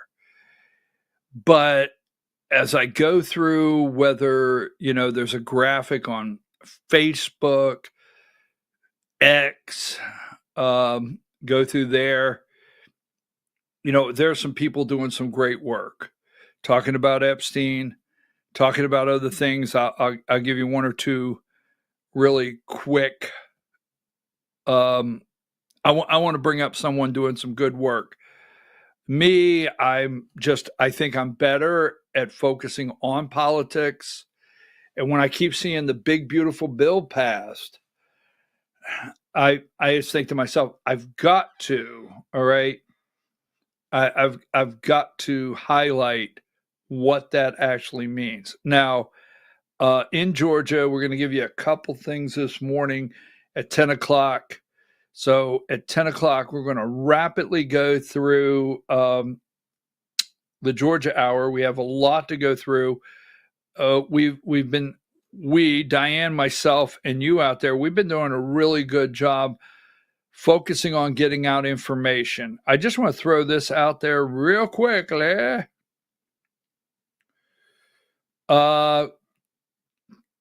Number 57.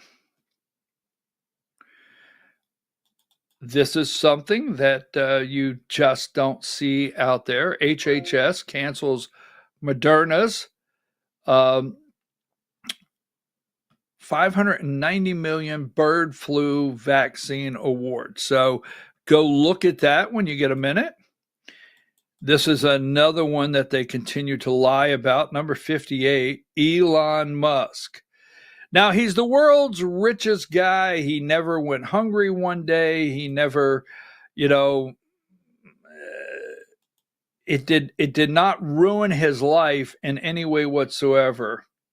But I will say, all right, as my scheduled time as a special government employee comes to an end, I want to thank President Donald Trump for the opportunity to reduce wasteful spending. Now, Doge. So what did Elon Musk accomplish as they all attack him?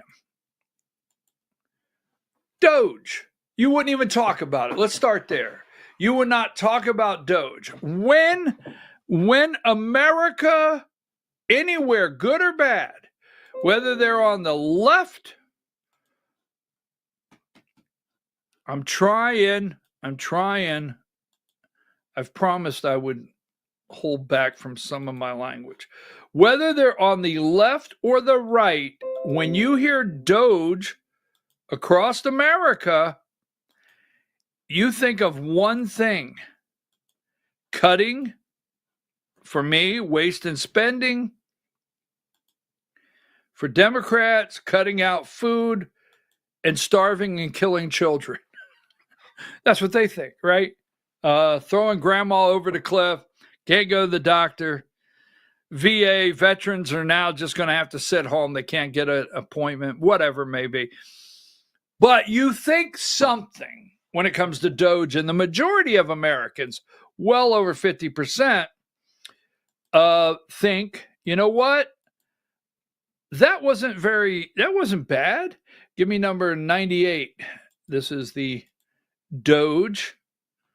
So Elon Musk, like him, hate him, spent money, helped get Donald Trump elected, and I watched him on Tucker, took his life into his own hands. The attacks on him, his family, he had to up security again, around all of his 14 children or whatever. I'm serious. He had to up security. This guy has risked a lot.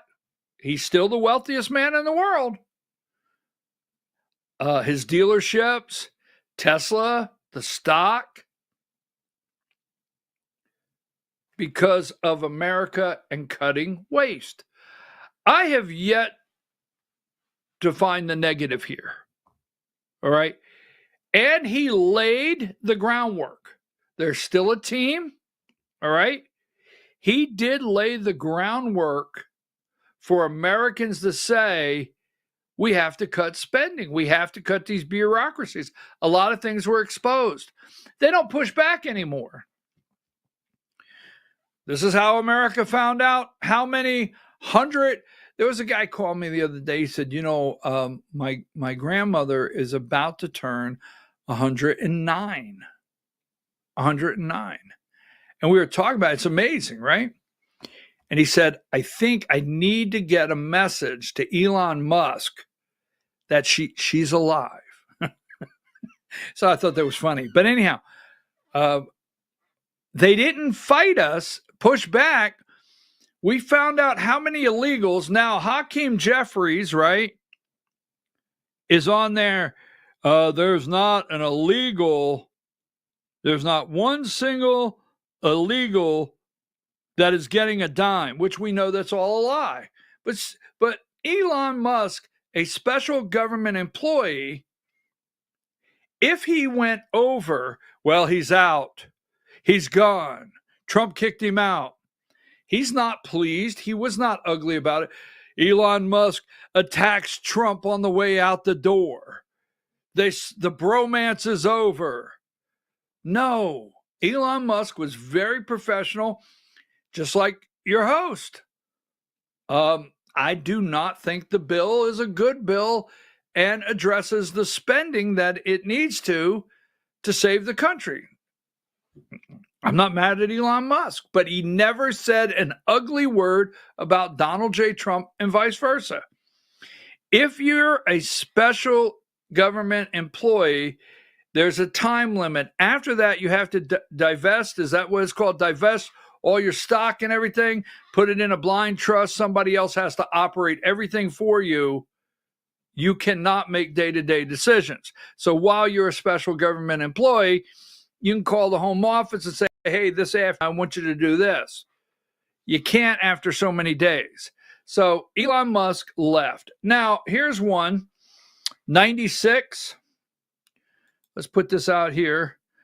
95. Oh, no, 96. Paramount has offered $15 million to settle CBS lawsuit. Trump wants more. Okay? No. Now, Scott Pelley, many of you may have listened to, is that his name, from 60 Minutes, his commencement speech over the weekend. I hate Donald Trump, the First Amendment, freedom of speech, freedom of the press is under attack in America today because we lied to you, and we lied to you on a daily basis, but that's okay. Anyhow, Trump said no. There goes my Paramount Plus. It's going to go up. I can just feel it. All right. So now, someone doing great work out there on other things that I don't have time. So let's just run the video 12. Video 12. There's many laws that I would say apply to this. Someone brought up forgery. Forgery is the beginning of a conversation. I think fraud, there's all kinds of aspects of fraud that could be done if somebody's making money, big money off of it. There's many things. President Trump used in a Truth Social a post about treason, and I think as a member of DOJ, I'm going to tread carefully towards what I would describe as the likely crime. But there's a lot. If this was an abuse, like people are worried, there's a lot of crimes that were committed, and will be. If the facts show that it was happening, the DOJ will pursue aggressively justice. The only way I know to do it is being aggressive, Glenn. You probably have seen this now. So, yes, we're going to get to the bottom of the facts. We're going to apply it to the law, and we're going to go like hell against the people that did this to the country. And, this is the biggest scandal I could ever imagine in our lives. There's never been anything like this at this point. And so I hope it's a lesser scandal than it looks like, but it's headed towards one of the most egregious things we've ever seen. So, yes, people will be held accountable, and yes, they will be held accountable by prosecutions. Now, as you well know, if you're new to the show, several years ago, I gave Glenn Beck a full pardon. When Trump ran in 2016, I did. I gave, it's been a couple years now that I gave Glenn Beck a full pardon. Anyhow, that's Ed Martin. I think Ed Martin is doing some great work. I think Glenn Beck is doing some really good work right now. Let's see, before we get into Backwall number 32. Let's throw Backwall up there really quick. I don't have the shirt. I'm sorry. Yesterday, you know who you are. You sent me a nice screenshot of your Ross Perot shirt, and I was going to crop it out and put it up, and I didn't. So my apology. We will get that done today. Now, Germany, 62, they're moving right ahead with making a deal with Ukraine. We've talked about the Taurus missiles that can, and this is from a Russian news site, talking about World War III. We're talking about German Taurus missiles that can travel 311 miles. And number 63 from Russia Today, Germany risks becoming a target for Russia the first time since Hitler. That's an opinion piece, right? Wow. Number 64, Russia says it's ready to present peace memorandum to Ukraine on June 2nd in Istanbul. Right? Number 65, Istanbul is where they're going to be meeting soon. Now, hold it there just a minute. They're going to present a memorandum on peace. Russia has won this war. And they're not okay with the continued, they're upset with Trump. They say he backed away from sanctions, right? He backed away from sanctions. And they're upset with him. And let's see, I had something else here on that. Russia and maybe I don't, but I had one where they're talking about Germany is going to, here you go, give me 92.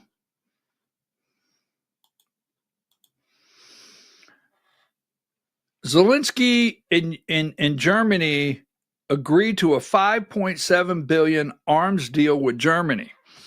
Germany is going to help, and it's going to take place in the next 2 weeks, Ukraine produce weapons. I'm just telling you. Now, here's the thing I want to put out, number 93. I can't stand this guy. I cannot stand this guy. Now, what I want to watch for, because it's time to go for the Georgia Hour,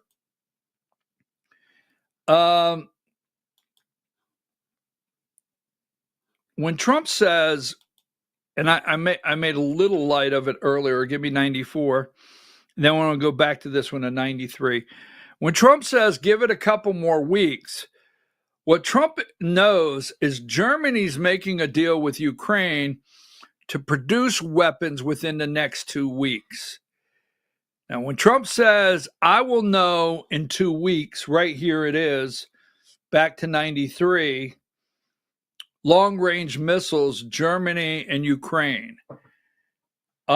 We cannot solve this if we're not going to have cooperation from Germany, cooperation from the EU or the UK, or Bridget. Bridget doesn't allow Macron in France. And the reason I say that is what I'm concerned about is that our country, now stay with me, our country tell us that we're not sending any more weapons, but we sell them to other countries that retail them to Ukraine. I'm very concerned about that. I'm very concerned that we're going to send weapons into countries that are going to turn around and send them into Ukraine. And Vladimir Putin has said, point blank, no more weapons in Ukraine. No more Zelensky in Ukraine. No more corrupt parliament in Ukraine. No NATO in Ukraine. We'll see what happens. All right, we'll be back in about 5 minutes with the Georgia Hour. Take a break.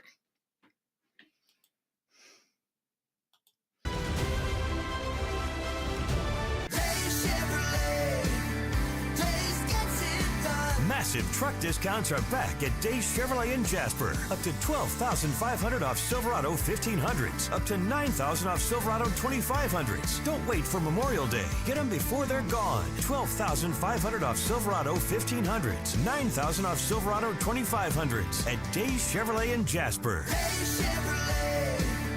Days gets it done. Together, let's drive. Larry's Body Shop in Ellijay. Family owned and operated since 1978. The latest in cutting-edge digital technology and state-of-the-art equipment allow our iCard Gold Class certified technicians to restore your vehicle. Our second-to-none customer service will work directly with your insurance company. Major accident or minor fender bender. We take the dents out of accidents. Larry's Body Shop, North Georgia's #1 body shop. Visit us at collisiondecision.com. Why give your money to liberal media companies? Put your marketing needs in the hands of a conservative marketing professional and start getting results today. FYN Media Group, one of the top digital marketing agencies in Georgia, specializes in website design and hosting, social media promotion and management, and so much more. Visit FYNmediagroup.com or call 706-889-3564 for a free consultation. Welcome to El Rey Azteca Mexican Restaurant. We invite you to indulge your senses with our from-scratch authentic Mexican food. Whether you are hungry for fajitas or the El Rey Azteca burrito, we offer a wide variety of fine Mexican dishes, drinks, and desserts. Our inviting patio, indoor seating, and bar has a seat for everyone. So come to El Rey Azteca for delicious food, great drinks, good friends, and loads of fun in a casual and friendly atmosphere. Ladies, when you wear elegant jewelry, you become a force to be reckoned with. You shine brighter than the stars in the sky, and your inner beauty radiates like the sun. So embrace the magic, embrace the elegance, and let your jewelry be a reflection of your true, authentic self. My friends over at North Georgia Diamond know what a woman wants. Go see them for the perfect gift. And remember, when it comes to elegance, there's no such thing as too much. Come see us at North Georgia Diamond. We're igniting passion one sparkle at a time.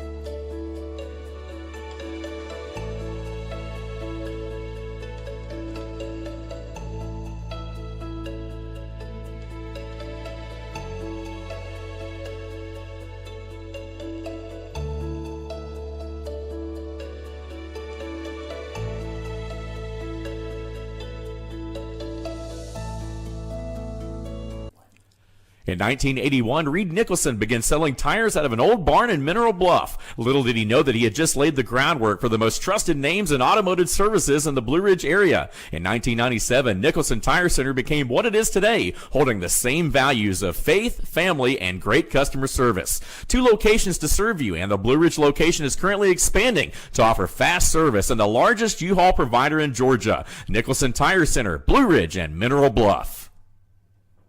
This is a special report. Knowing how to invest your money is harder than ever before. Dealing with stock market volatility, record debt, and terrorist attacks requires new thinking. At U.S. Asset Management, we can help you see the world more clearly so that you can move beyond the chaos and invest with confidence. Call us, visit us online, or drop by our office. U.S. Asset Management, helping you make better decisions with your money. Mesquite Grill, now offering online ordering for your convenience. Check out our new website at mesquitegrillbr.com. That's mesquitegrillbr.com. The great food and service you have come to expect, ready for you when you arrive.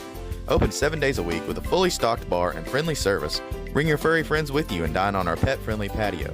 Also, check out our catering options and let us prepare delicious food for your next event.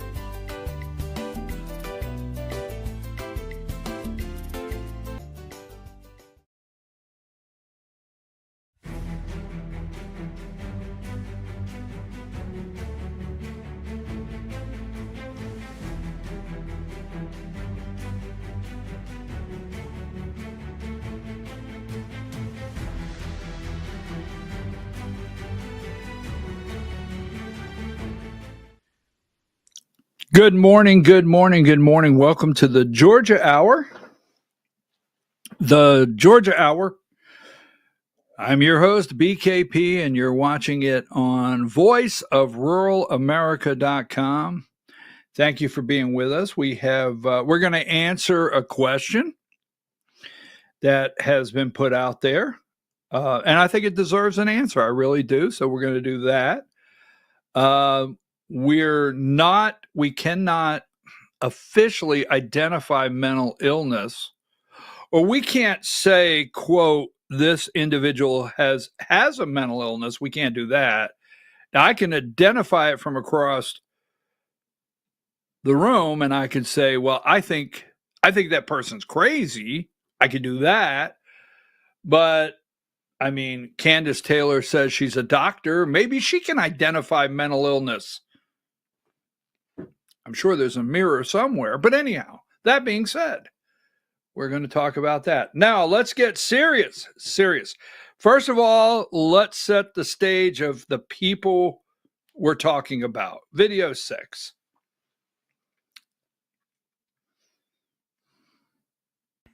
These people are evil people. Now, last night there was an event, and they talk about malcontent. Is that the word? That's a big word. and give me video 17. And they talk about when I say they.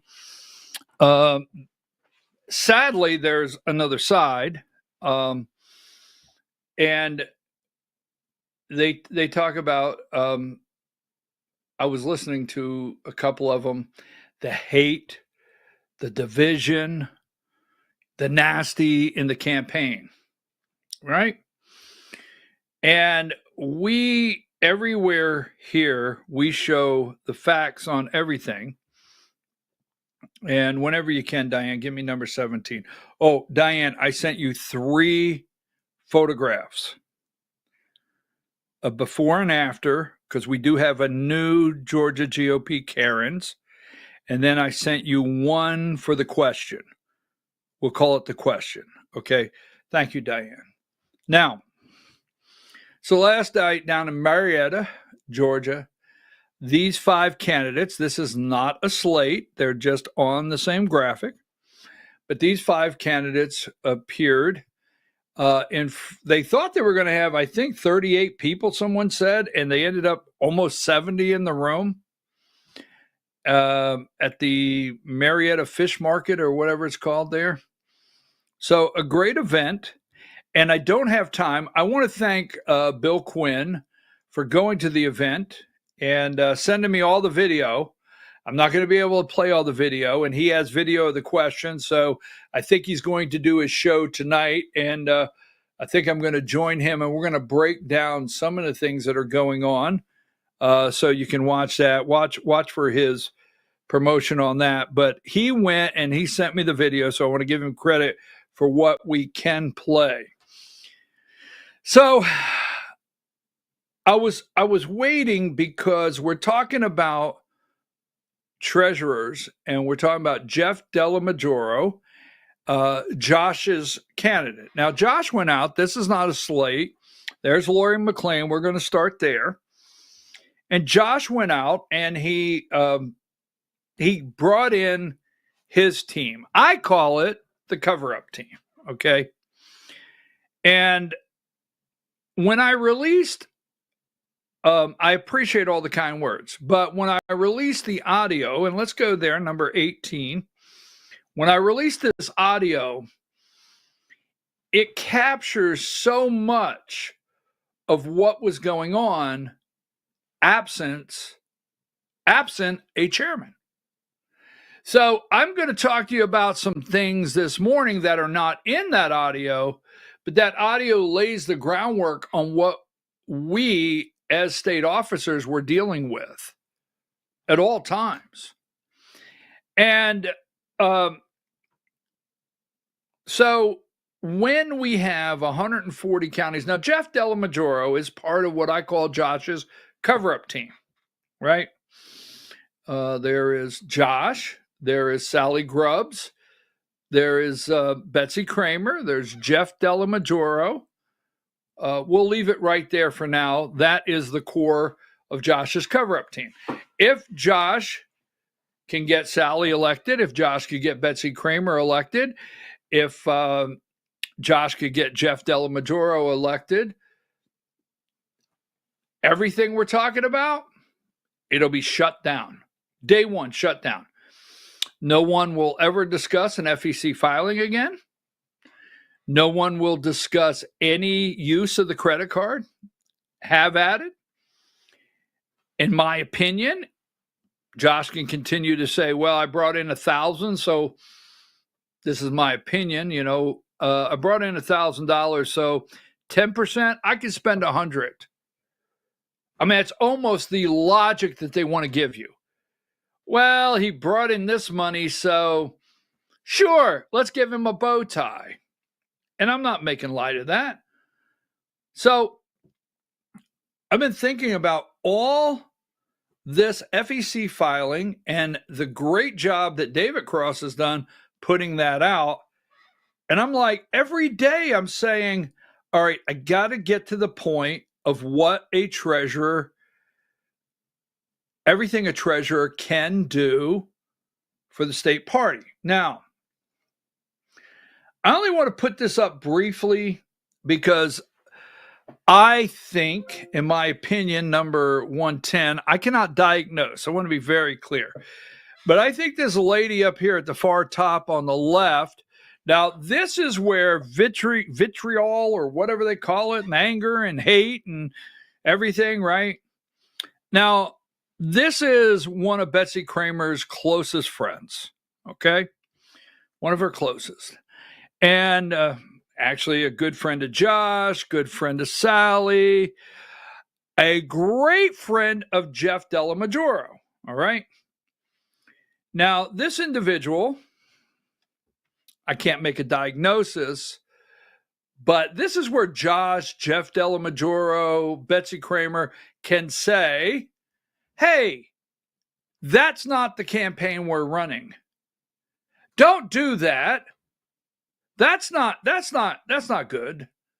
We shouldn't do that, right? But they let it go as long as they're not doing it. So I think what you need to do is realize that from here, I think this individual needs a mental evaluation. Now, that's what I think.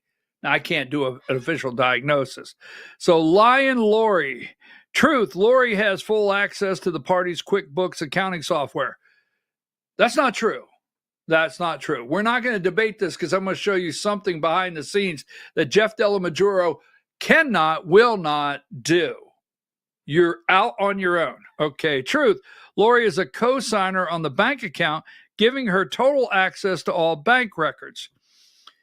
I'm going to let Lori answer that because I do know that Lori can sign checks, but I don't think she has total access to all the accounts. I really don't. Okay. Truth.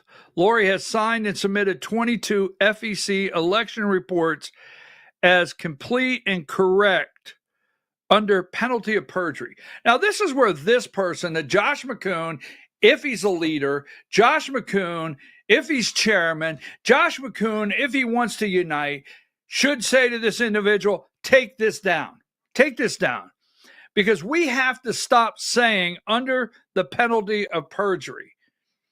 Because if you're going to keep putting out that Lori McLean signed these documents under the penalty of perjury, maybe it would only be correct for a investigation into the Georgia GOP, you, Josh, you, Karen Henschel, all of you in there. Got it? Quit saying this. This is not beneficial to keep saying that. And Josh McCoon says it all the time. Now, an FEC report, you can sign it, send it in, because there's penalties. Now, what Lori McLean does is she is trying to be professional and not really put the party's finances out for every Democrat to tweet, for every Democrat to review. She's trying to hold that back, not misleading you in a way that does not hurt the party. She's trying to be professional about it because it's actually in her job description. Now take that down. Kathy, I think you should make an appointment this afternoon. I really do. So Lori's not lying. Now, let me show you something. And I was wondering, in the state of Georgia, we have a lot of, I don't know, we have about 15 counties, I think, that are uncorporated. No, better not say uncorporated. That could be trouble. I just threw it out there. See if you're listening. We have about 15 counties in the state of Georgia that are not organized. And what I mean by that, they do not have an organized Republican Party for one reason or another. Now, one of the things, which I'm not going to bring the person's name up, but they know who they are, that I worked with and had several phone calls as first vice chair, I had a goal to get all of our counties organized in the state of Georgia. And there's some others that are out there that they were helping. But guess what? We got no help from the chairman to try to organize those counties. That's another subject in itself. So in the phone call, there's something you don't know, all right? I was getting phone call after phone call. Now, Lori McClain wanted to, and I keep waiting. I keep saying, hey, Lori, you need to put this out. You're the treasurer. You need to put it out. No disrespect. We have 100, we'll call it 140 counties that are organized. And a lot of those counties, the rural counties, they elect treasurers that don't know how to fill out the reports. No disrespect. I mean, you do the best you can. Hey, we don't have anybody in the treasurer slot. Okay, I'll be the treasurer, but I have never done it. And that's not bad. It just happens all the time. And it doesn't make the county, the organization, or the individual. We appreciate you. We appreciate you for stepping up and saying in these rural counties, hey, I'll be the treasurer. So Lori gets elected. She wants to set up trainings for the state, the treasurers across the state. Cannot get the cooperation from the chairman. Cannot. Now, I can't quote the conversations, but as first vice chair, I got a lot of phone calls. All right. Trying to be a party guy here. Not a party guy, but a party guy. I get a lot of phone calls. So I'm fielding phone calls from every side. Lori wants to create a program to help train treasurers across the state. Let me tell you what you don't know. You don't know how many county treasurers that Lori took it on her own. She took it on her own and she said, I'm running with it. I'm creating a training program and I'm going to start having Zoom meetings. And Lori had several Zoom meetings to train treasurers across the state to file their paperwork. So when you put up Lori, Josh McCoon, he's a coward behind a Brooks Brothers blazer. That's what he is. I mean, they don't like it, but he is. He is a coward. He never handles anything. Never. All right? You can hear in the phone call. Doesn't handle anything. He leaves it to an argument and then walks by the car wreck like, wow, wonder what happened there. So the bottom line is, let me see if I can say that one more time.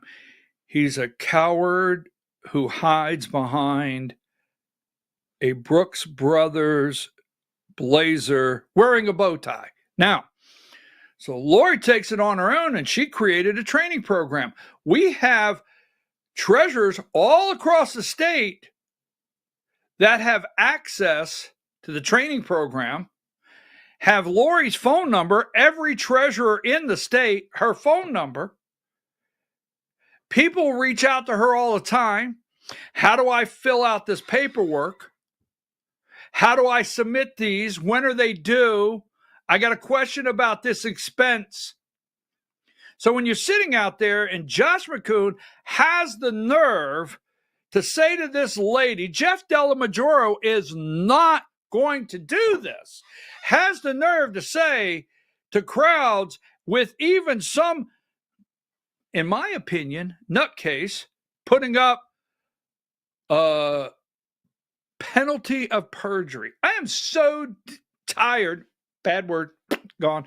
Penalty of perjury. I'm so tired of hearing that from everyone. Someone step up and tell the truth, because I'll tell you what, there's a lot of counties around the state that did not get a filing fine. There's a lot of counties around the state that did not miss their deadline. Now, put the Lori McClain video up, all right? I want two things. I want 32 seconds on here, because out of all of them last night, they were great. Kylie Kramer, great video. David, great video. But I want to every day bring a core fact to this show. All right. Do you have the Lori? How did I send it over? Did I send it over with just our names, Diane? Because if I did, or did I do something wrong? You don't have a mic today. Love it. Let me tell you something that that Amy didn't bring up about the NDA. I want you to know why I didn't sign it. It specifically says that the financial information of the Georgia Republican Party is a trade secret, and I'm not allowed to talk about it. I'm running for treasurer. All the information is on the FEC reports, right? So you can ask me questions, but I can't answer them. That's why I didn't sign the NDA. Okay? It was inappropriate. Now. All right. Take it to 1 minute and 20 seconds and hold there. The NDA. Now, I want to tell you, all these candidates are running for different offices. This person here is handling this campaign as professional as anyone. She's the treasurer. There's things she can't say. There's things she's not supposed to say. Really. Now, she's supposed to give a financial report at the state committee meeting. And she always, because I was up till this one here, I think I've been to every state committee meeting, being the last one, my keister got thrown out in the parking lot at the Eagles Club.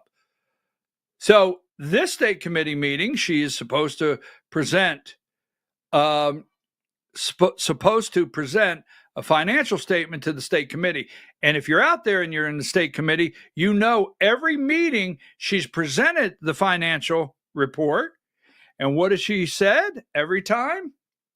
She said, I am providing this financial report based on the information available to me. Now, they know that. Josh knows that. Karen Henshaw knows that. Everyone knows that. But it's all of a sudden now, you know, she can roll up in the office and she can't, anytime she wants, pull up a chair, pull up a computer, and say, Karen, let's go through this. It's not true. Now, she is handling this professionally. Bottom line, Jeff Della Majoro is not going to do this. Period. Now, give me 120. We're going to move past the treasurer, but we're going to clear things up every day. 120. Do was donate my skills to the party. I'm not an inspirational speaker. I'm not a motivational speaker. That's not what I'm good at. Okay? I'm good at numbers and getting out of the way. Let me tell you, let me give you, if you haven't already seen my credentials, please let me read them out to you because it's fun. Yes, well, I'm going to hand these out, but go ahead, Lauren. I am a certified public accountant, a certified forensic accountant. I have a master's in taxation. I'm a college accounting instructor. I am on the Taxation Advisory Council for the Georgia Society of CPAs. Let's see, what else have I done? I've done lots of other stuff. Currently, I'm working on my Master of Legal Studies from Texas A&M. Now, she has a CPA. She's a CPA. She teaches this on a college level, and she has an enormous client list. Now, she's a volunteer. She's a volunteer. She doesn't get paid by the Georgia Republican Party, right? She has an enormous client list over the years that are satisfied with her services. Just find it interesting. These services that she's being questioned on are for the Georgia GOP, Inc., right? Maybe my words, always have to be careful. BKP said this. My words, maybe we should hire her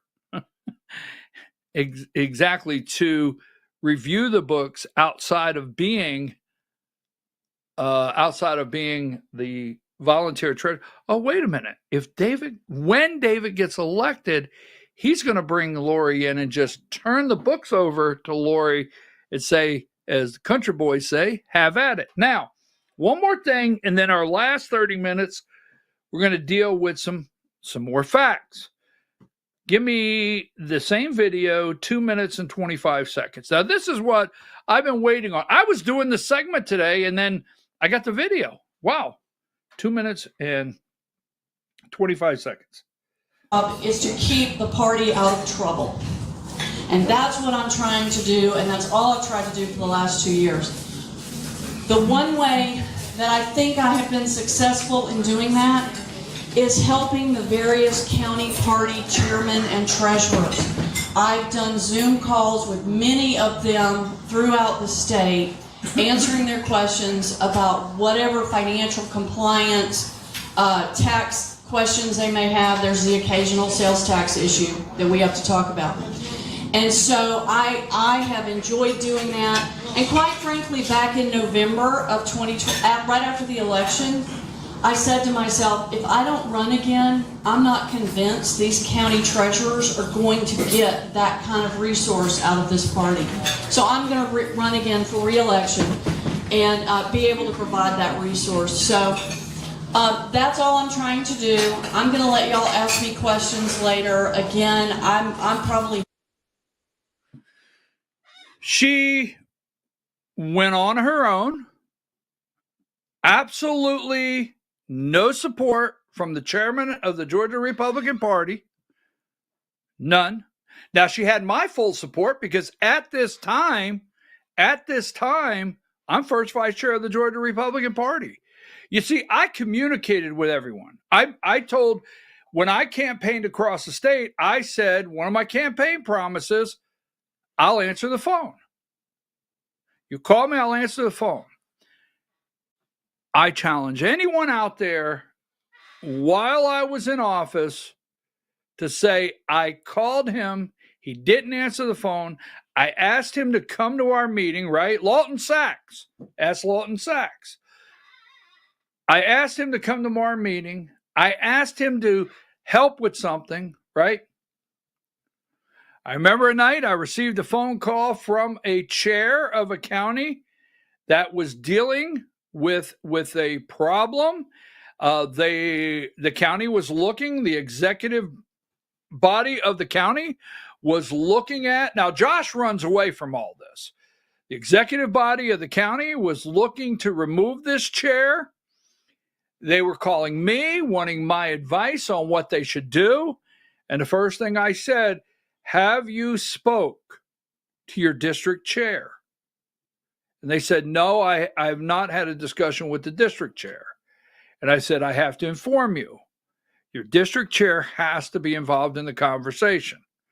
So I hung up the phone, volunteer, called the district chair. They know who they are. I could bring that out if it's necessary. Called the district chair, and I said, look, there's an issue happening in this county. I received a call from the chairman of this county, and my rule is to be a help. I never once called anyone and said, you do this. Didn't happen. I'm here for you, right? I always solve things. Don't take that wrong. That might have an attitude, but I go for the solution, not the runaway, not the don't answer the phone, ignore the phone call like Josh McCoon. All right. Bottom line. And that's why I was frustrated in that phone call. Now, so I talked to this district chair and I said, hey, there's an issue in this county. Do you want to get involved? My rule is you have to know about it. You're never going to, a district chair is never going to get a phone call saying that I'm intervening. The district chair, and there were several district chairs this happened with. Like me or dislike me, I always called the district chairs. And I would say, and they said, wow, we're not used to this. Okay, well, I don't care if you talk to them. You can see if you can resolve it. That's okay. I'm aware of it. All right, I called the person back.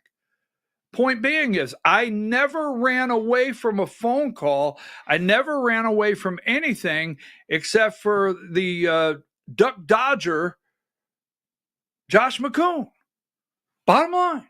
Now, that being said, Lori went and created a program, and I could give you 10. I'm not going to do it because my rule here is if you didn't give me permission, but I can give you off the top of my head 10 counties that their treasurers have gone to Lori and said, I don't know where to file this, or I don't know how this gets reported. And that's not a negative. And we have to have that kind of support because we have to organize. If we're going to win in 2026, we've got to get the rest of these counties organized. Now, you'll hear Josh McCoon say, well, my goal is to organize all the counties. No, it wasn't. It's a campaign discussion now. I was there. I may ask if I can give the name. But I worked with people on organizing counties. Wonder why they got rid of me. Now, so I had the phone call. Give me number 18. I want to answer the question because we got a lot more to do today. Give me number 18. So I released this phone call. All right. And I want to answer this because I want anyone to ask me any question. 2026 is not in our reach if we put a chairman in place that dodges everything, does not handle things, and only stands before like-minded groups, friendly groups, no danger zones, and says we must unite, knowing that his friends are attacking with hate, nasty stuff all day long. All right? Now, so I released this phone call, and I've gotten a lot of messages. And in the hour, what you experience, that's why I said, when I released it, I said, and I'll say it again, you may not be able to follow the call and understand everything in it, so don't hesitate. So I got a question, all right? And it's a good question. So can you put the question on the screen? So this went on Twitter, and I know this lady. This is an amazing patriot. I love my Patriots. I said it on the stage. Remember, I said I love my Patriots, and I do. So when I say I love someone, it's I love people that are patriots, all right? Did I give that to you? I called it the question. There was 3 graphics. There was the Karens and then the question. Is that in there, Diane? Let me get a message from you. I may not have sent it to you. I may have sent it to myself. Don't have the picture. I did not get those pictures. Oh, you've sent me several messages, and let's see. I bet you I didn't send it to you. I wonder who has it, Diane. So hang tight. Everybody relax.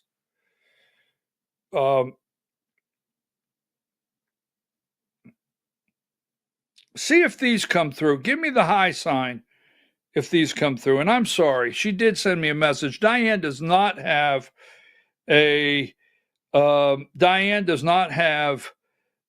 Marietta Fish Market was a great event. Thank you very much. It was a great event. I'm getting a message.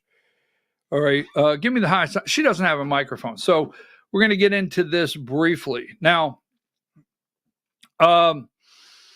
so that was a great event last night. Next, give me number 23 while I'm waiting to hear if you got those pictures. Check your email. It may go into a spam. I don't know. I'm sending them from my phone, and I sincerely apologize. Now, they have acknowledged that Dalton got it. Thank you, Diane. They are acknowledging they're calling themselves MAGA establishment versus the newbies and the wannabes. So, yes, I'm tired of Jeff Delamajoro, part of Josh McCoon's cover-up team, just sitting back and letting people attack Lori with lies. I don't like that. I don't like it. I would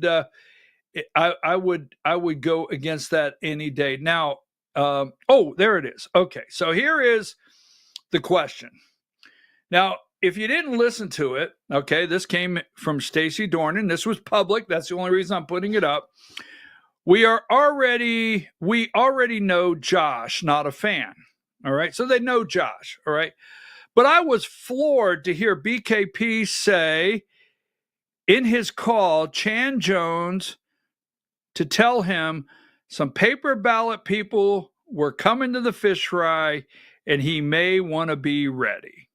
So you were floored. Let me explain this, okay? Let's explain this question, and I appreciate the question from Stacey Dornan. As I said on the stage of the convention, I love my Patriots. I love Stacey Dornan. She's a great person. Here's the answer. Now, pre-fish fry. Now, if that's the question coming in. So let's stay with the facts, which we like here.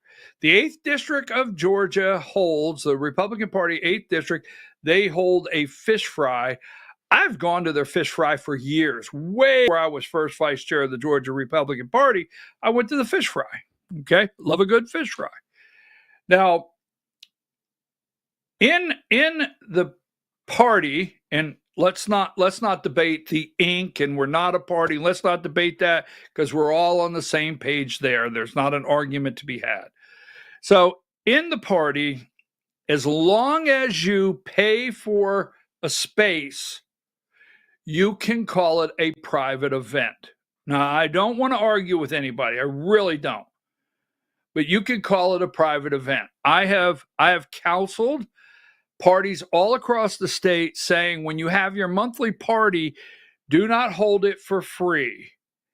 Pay someone $50. Come up with $50. Pay someone $50. So that way, if 10 Democrats come in and start videoing you and you want to ask them to leave, you can and say this is a private meeting.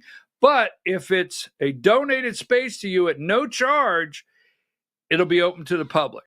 Now, that being said, so the fish fry, the 8th District, whatever they do, Chan is the chairman. Chan Jones, chairman. He has an executive committee. Now, obviously, they voted because they had Governor Brian Kemp coming, and they voted to consider this a private party and not allow voter GA to set up a table and not permit anyone entry that wore a Paper Please t-shirt. Okay? Now, I'm first vice chair, so if you're floored, let's stay with that, okay? I'm not the chairman. They used to tell me all the time that I cannot officially speak for the party. I would get told that all the time. People would call me, phone would ring off the hook, all right? Phone ring off the hook. What are you going to do about it? Well, I can't make an official statement. So we can't get Josh on the phone. Now, the Chan Jones, like him, dislike him, they made a decision. This is what they're going to do. Now, again, with the facts, the 8th District accepted the money from voter GA, accepted the money from voter GA.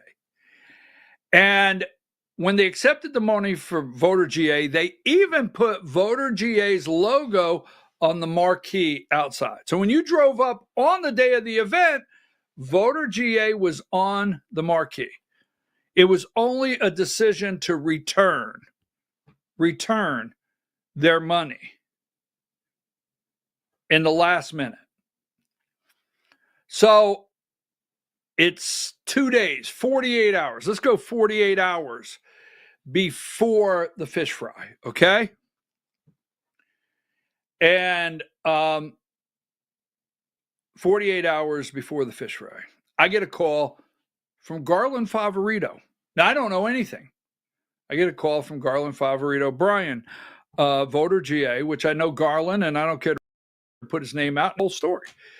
Brian, the 8th District took our money as an organization to put our table up at Saturday's event, and has now told us they're returning our money and we cannot have a table. I'm like, why? Well, we're not 100% sure because we have been a sponsor for years. Okay, Garland, hold on. Let me talk to Josh. Let me try to call Chan. Let me dig into this, see what's happening. Thank you very much. I've always answered the phone for Garland Favorito. Ask him. You don't have to be floored when it comes to BKP. So I pick up the phone. No answer. Guess who? Josh. Josh, please call me ASAP. I need to talk to you about voter GA and the fish fry. So I waited a little while and I called Garland back and I said, Garland, I can't get Josh. I'm going to go ahead and make a call to Chan because time is of the essence here. So I called Chan Jones. He knows this. And I've never had a fight with Chan Jones. I don't fight with him today. Okay? You may get angry with me, but I don't. He has a district. Their district people show up. They vote him in.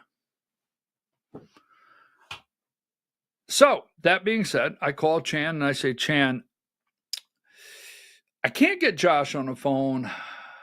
Talk to me here. I got Garland Favorito saying you won't let him set up. Then he also shares with me that you're not allowing people to wear the paper ballot t-shirt. I'm fresh off this. Josh is not on the phone. What's going on? So Chan shares with me that the governor's coming. Chan shares to me it's a private event. Chan shares with me that, he's not going to put voter GA out there at this one, even though that they returned the money. Not going to do it. He shares with me that anyone wearing a paper please t-shirt, ballot please t-shirt, will be told that they're going to have their money refunded or they have to take the shirts off. We are going to have the governor here. We're not going to have the governor booed. He's not coming in here, him and his wife, and getting booed and bombarded with paper ballot t-shirts. It's not going to happen. Now, I'm paraphrasing because I don't want to get into a fight. Well, I didn't say that. Well, that's exactly what happened. And I said, Chan, please, don't do that. Don't do that. This is going to be a problem. Please, Chan, let's find some balance here because I'm trying to okay. I said, all right. Have you talked to Josh? Josh is well aware of what's going on. Okay. Have you talked to Josh? Josh knows. So he never confirmed that he spoke to Josh. So text Josh again. This is getting down to 24 hours. I'm in the airport in Wisconsin, right? I'm flying back from Wisconsin. Now, I get this. Josh is in Wisconsin. And I get he's at the meeting in Wisconsin, but he's getting my text messages. So I'm flying back. I'm sitting there waiting to get on a plane. I called Garland back. I said, Garland, they say they're sending you the money. I can't get Josh on the phone. I can't officially make any statements. I talked to Chan. I told Chan, man, this is not going to be good because I can't have the official word, but I'm asking Chan, and I really did. I said, Chan, this is not going to be good for everyone. It's not. Please, Chan, don't do this. I said that. Now, again today, I'm not attacking him. It's just a conversation. And we never got in a fight, never had any crosswords. And I said to Chan, Chan, Garland Favorito, voter GA, and the paper ballot please team, you realize this is going to be an earthquake. You know all of that, right? So I get off the phone with him. I called Garland back. I said, Garland, I don't know what to tell you. All right. I mean, he said you guys can show up. He said you can be there. He's not going to turn you away. He said everyone can come in, but they're not going to wear the shirts or they're going to get refunded the money. But he's not telling you can't be there. All right. So I'm still trying to get in touch with Josh. And I'm getting other phone calls. In the interest of time, we'll leave those out for right now. They're not secrets, folks. I know how you damn people get. Sorry, didn't mean to say that. But getting other phone calls from around the state. This thing is heating up. I mean, the phone is ringing off the hook. And I keep telling everyone, look, I'm the first vice chair of the Georgia Republican Party. I get that. But you do know, according to the rules, I cannot speak for the party, and I can't get Josh on the phone. Now, the grassroots want to know, are you on our side? And please never question my side for the grassroots. The grassroots want to know, are you on our side? Garland knows. Ask Garland Favorito. He can tell you the whole thing, that I went to bat and I did everything to try to moderate, try to work things out where everybody could move forward on my own. No help to Josh. So leadership, no leadership. So try to call Josh again, text Josh. I mean, this is the day before, the night before. And I called Chan back and I said, Chan, look,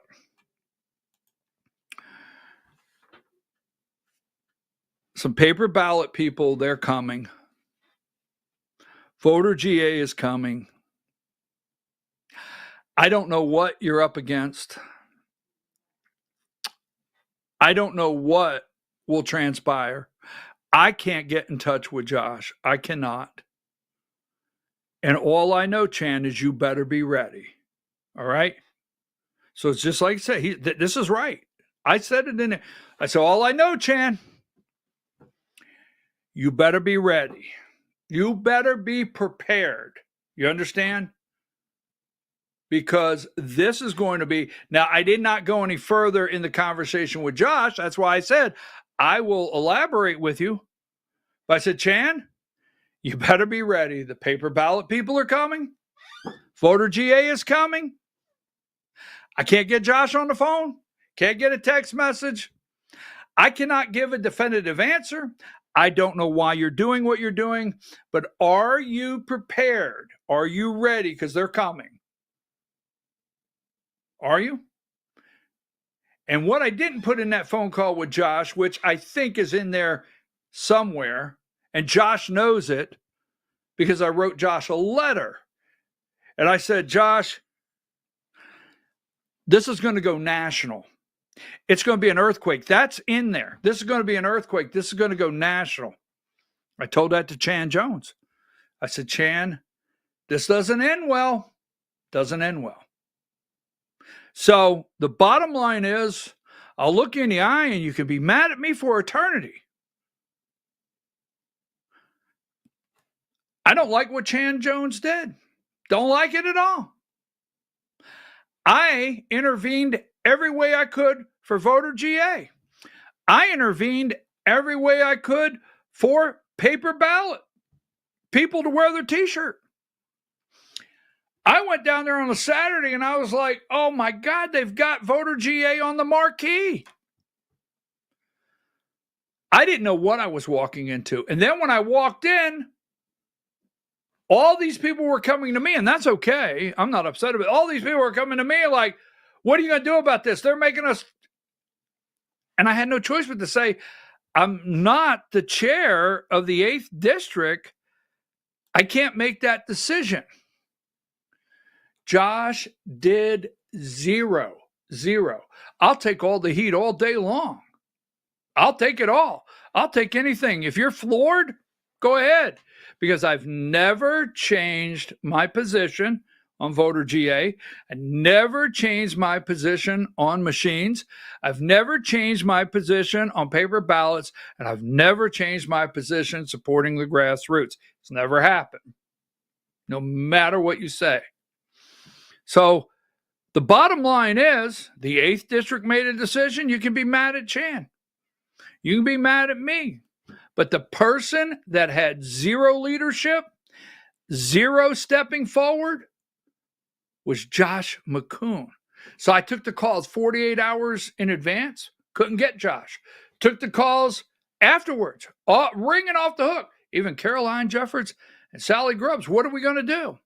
I don't know. Josh could have made a statement. You heard me on the phone. He could have made a statement. He could have been clear. and made a statement. But he didn't. Never said a single word. He always has plausible deniability as he hides behind his Brooks Brothers blazer and bow tie. So you may be floored. I'll answer any question on that call. Josh is not the leadership that we need across the state to win in 2026. He's absolutely not.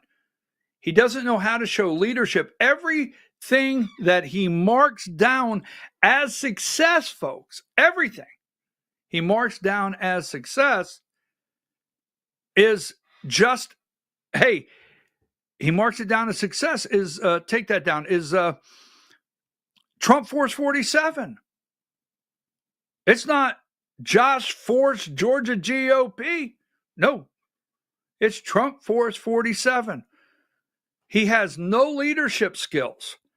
And you're going to get mad and you're going to say, oh, that's ugly. And it's a fact. I dealt with him on so many different things. You heard on the phone call. Look, I offered Josh McCoon and I told him, I said, Josh, I've been nice to you. I offered him over and over. You may think this is arrogant. You may think whatever you want. But I was involved in organizations with hundreds of people. I was a general manager of several facilities with almost 160 people. You can just say whatever you want. This is not arrogant. It's a fact.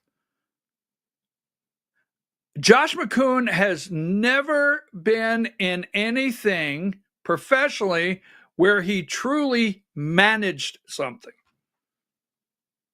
And I told him on the phone, I said, Josh, don't take this wrong. It's not in this phone call. I said, Josh, don't take this wrong. Don't get mad at me. I'll stay behind the scenes. I don't need any acknowledgement. Let me help you with some of the management. That's not being ugly. Behind the scenes, I will help you with the management. Nothing. But I'll tell you what, if you're this guy, number 3, right? If you're this guy, number 3, you can get 20-some thousand in severance pay. That's Travis Bowden. And, we won't go into some things right now because I'm looking at it. We got 8 minutes left. Wasn't exactly what I was going to do today, but I got a question. And I've told you every day I will answer it. We need you in Dalton. So number 41, let's go with the paper ballots. I don't want to leave here because I told you this yesterday. Diane, thank you, Diane, for, give me, I want to play the video, okay? Give me video 9. Before we leave, I think you should do this. For my safety and security and for the good of our nation, you should do it anyway, regardless, even if it costs 10 times more, but it actually costs you just a tiny fraction. If you went to paper ballots and you're voting, and I would hope that every Republican would, so it costs exactly 8% of what the machines cost. These machines, they got something going. They get business. It's amazing. So paper ballots, and paper is very sophisticated today. It's called watermark. It's impossible to copy, impossible to cheat. It's actually hard to believe that a piece of paper is highly sophisticated, but it's watermark, and it's it's amazing actually when you see it. You can't cheat. But if you went to paper ballots and same-day voting, and if you went to voter ID, and also one other thing, you want a proof of citizenship. Those 4 things: proof of citizenship, voter ID, paper ballots, one-day voting.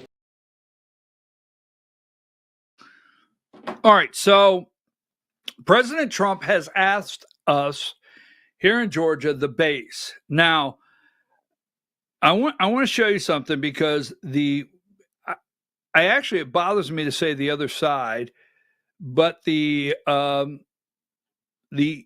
establishment, number 23, they actually acknowledge this. Okay, they acknowledge this. This is I got it right off their Twitter feed. Okay, Countdown, all red carpets lead to Dalton. MAGA establishment. Now, the MAGA establishment, they identify, they call themselves that, but they want a standing vote at the convention. They call themselves that, but they set up every single event. Every single event is a setup.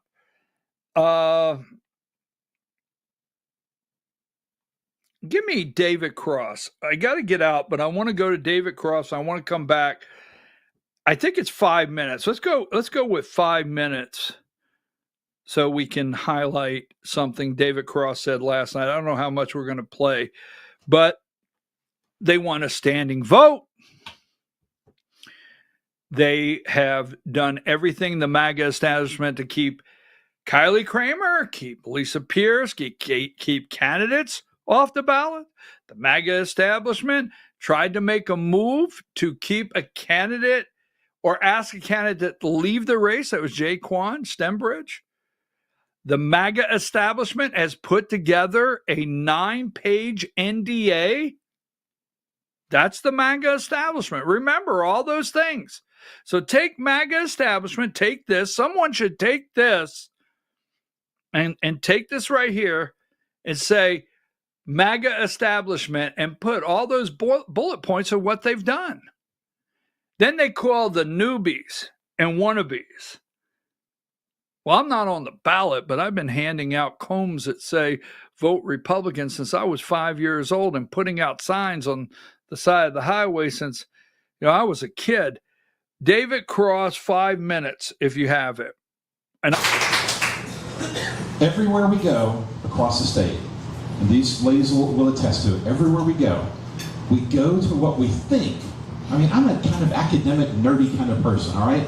And I know for a fact that Laurie McLean is too, all right? And so we go into these things thinking that it's a fair debate. We're going to have a fair moderator. Nobody knows the questions ahead of time. And I have learned that politics doesn't work like academia, okay? It just doesn't. But I'm still anticipating the hard questions. I address them. And I beat him back to the point where he is now having to answer questions about the 14 different charges that we found for personal expenses. Why is the Georgia GOP paying? Now, the MAGA establishment, Josh will only attend in friendly areas, friendly rooms, where everything's set up for him, like Katie Frost, friendly. Floyd County Republican Party. We have parties all across the state, and that's okay, that only invite certain candidates, right? They don't want their delegates to hear from the other side. That would be the leadership of the MAGA establishment. Everywhere they've had a forum that Josh McCoon shows up, I want to look at the camera and say, not all the people in the room. That would not be fair to say all the people in the room, but the leadership in the room is in the tank, setting it up for Josh, Sally, Betsy Kramer. They don't show up anywhere else, right? So that being said, the newbies and the wannabes. Now take that down, all right? So I had something here I was showing you before we close. The paper ballots. Give me 41. So at our convention, what we need to do, keep this in mind. You can go find this. Let me give this to you. You can go find this. All right. It's called Georgians 4, number 4. Go to Georgians 4, the number 4, truth. Georgians 4, truth. Got it? And here is a paper ballot sample that they have, and we're ready. No matter what Josh and the MAGA establishment say, they want a standing vote, they want clickers. No, The President of the United States said paper ballots. We need to make a decision right now that we're going to set the example for Georgia. We cannot go down to the Gold Dome and say we want paper ballots. We cannot push for legislation for paper ballots. We cannot have lawsuits that say we want paper ballots and the encryption keys are bad. We cannot, and then go to our convention and say, oh, we're going to use a clicker or stand up. No. This is where we, as a party, need to set the example. So we're ready. Because remember, there's been no pushback, no challenge, and the 2nd District, the 11th District, and the 14th District used paper ballots. It can be done. So if you want to see these right here, and you want to get an understanding of how it works, give me 42. This is the sample ballot. All right. And you can go to Georgians number 4 truth. Georgians 4 truth. Okay. And you can find this yourself and review it. Now, what we have to do at the convention is they'll try to pull a fast one. Ready? They'll try to pull a fast one. They will try to push for us to adopt the rules right out of the box. Let's adopt the rules. They may even not tell you the truth. If you go to the microphone and you say, I would like to amend the rules, or I would like to make a motion. Well, we could do that, but we got to get the rules. As soon as we get the rules set, I've been there. I've seen them do it. As soon as we get the rules set, then we can start making motions. We're just passing the rules to get the convention open. Oh, okay. Then the rules are set. Then you go up to the microphone. I'd like to make a motion. The rules have already been set. What do you mean? You just told? Well, that was in the rules. That's number 22 in the rules, and we just adopted the rules. Now, if the body wants to alter the rules now and say we're going to amend the rules, that comes with what? 2/3 vote. Watch that old pesky 2/3 vote. Watch that pesky, well, we can do that, but, that's a 2/3 vote. So I think we have you. Oh, that wasn't cool. So right out of the box, do not accept the rules. Do not let the convention move on. Do not let Josh McCoon stand up there and say nice things like, you'll have a chance in a minute. Excuse me, go to the microphone, line up. In fact, when they call the convention to order, whatever, people need to be lined up at the microphone, ready, not go up, ready, period. We're just adopting the rules. No, we're not. We're going to go with paper ballots. We wanted to, well, we can do that. No, we want to discuss it now.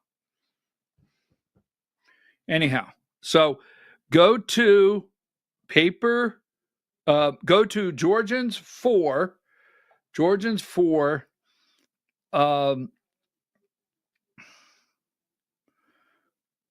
truth, the number 4. Let me make sure there's nothing else here. So we got Josh and Travis, number 3. We can talk more about that tomorrow. Here's the 5 candidates from last night. Bill Quinn will probably have all those videos posted. Thank you, Bill Quinn, for going down and getting so much of this that we were able to use today. There is a speech from Lisa Pierce and Noreen Cantor and Kylie and David and Lori. And we're sorry we didn't have within the hour the ability to get all of them presented to you. Number 18, if you have questions, send them. I'll answer any question. I'll look you right in the eye. I'll answer the phone. All right. I had people say yesterday, I don't have the call. I'll text it to you. All right. Give me how to get in touch. Our information, right? Give me the information right here. You could text me at that phone number. You can email me. And if you put it on social media or you put it on Twitter, you've publicly put it out there, and I will publicly put it up and address it for you. Not to throw you under any bus, because I love the Patriots and I love questions. But if you don't want it answered publicly, then don't publicly put it out. Email me, but I'll answer any question. All right. Now, let me get to close, because we'll have to deal with a lot of this tomorrow. There's a lot I didn't get to. Diane, one of these days. Oh, by the way, number 109. Tomorrow, we will show you some charts and graphs that actually remember. So, look at him. Boy, look at that smile. Emma's smiling. Is that a Brooks Brothers blazer? Say that 3 times fast. Is that a Brooks Brothers blazer? The Triple B. Josh going, maybe it is. I don't know. Maybe it's just a bow tie. But anyhow, this is the chair. Nice lady, right? I forget her name. Brown is the last name. She is the chair of the 1st District. And there's Candace.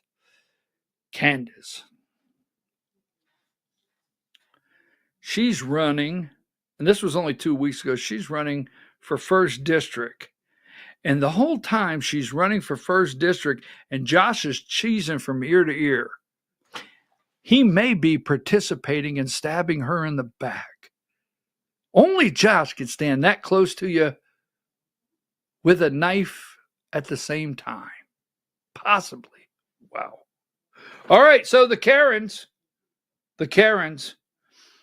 Let's go with picture 1. There they go, the Karens. Now, I don't care to say it, they're on the show, but I don't build these graphics. There's a person out there, out there in graphic land, in a zone. And they come up with these and they send them. And so the Karens of the Georgia GOP, is that the jump zone? I'm just wondering. No, that is a zip line. That is a kiddies zip line for children. And Travis is there, and Candace, and Josh, and I see Nancy Babbitt, I see Debbie Dooley, and who is in the back? Who's in the back there? Oh, my God. You put Peter, Corman, and Marcy on the zip line, and then Sally is praying over the meal, and Brian and Marty. Brian and Marty are there. Why do you keep doing this? You know you're getting me in more and more trouble every day, but I can't resist. And you know what happens if you blink? The attack dog shows up. Woof, woof, attack dog, right there. The attack dog. Those are the Georgia GOP Karens in their safe zone at the Kitty Zipline Park with the credit card. Wonder if the credit card. Now, video 8, I haven't run this one for a while. Give me video 8 and we will close. 0.2. Fat, drunk, and stupid is no way to go through life, son.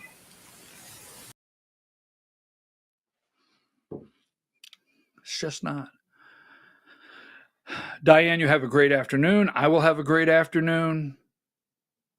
Everybody have a great afternoon. Call me. Mañana. Later.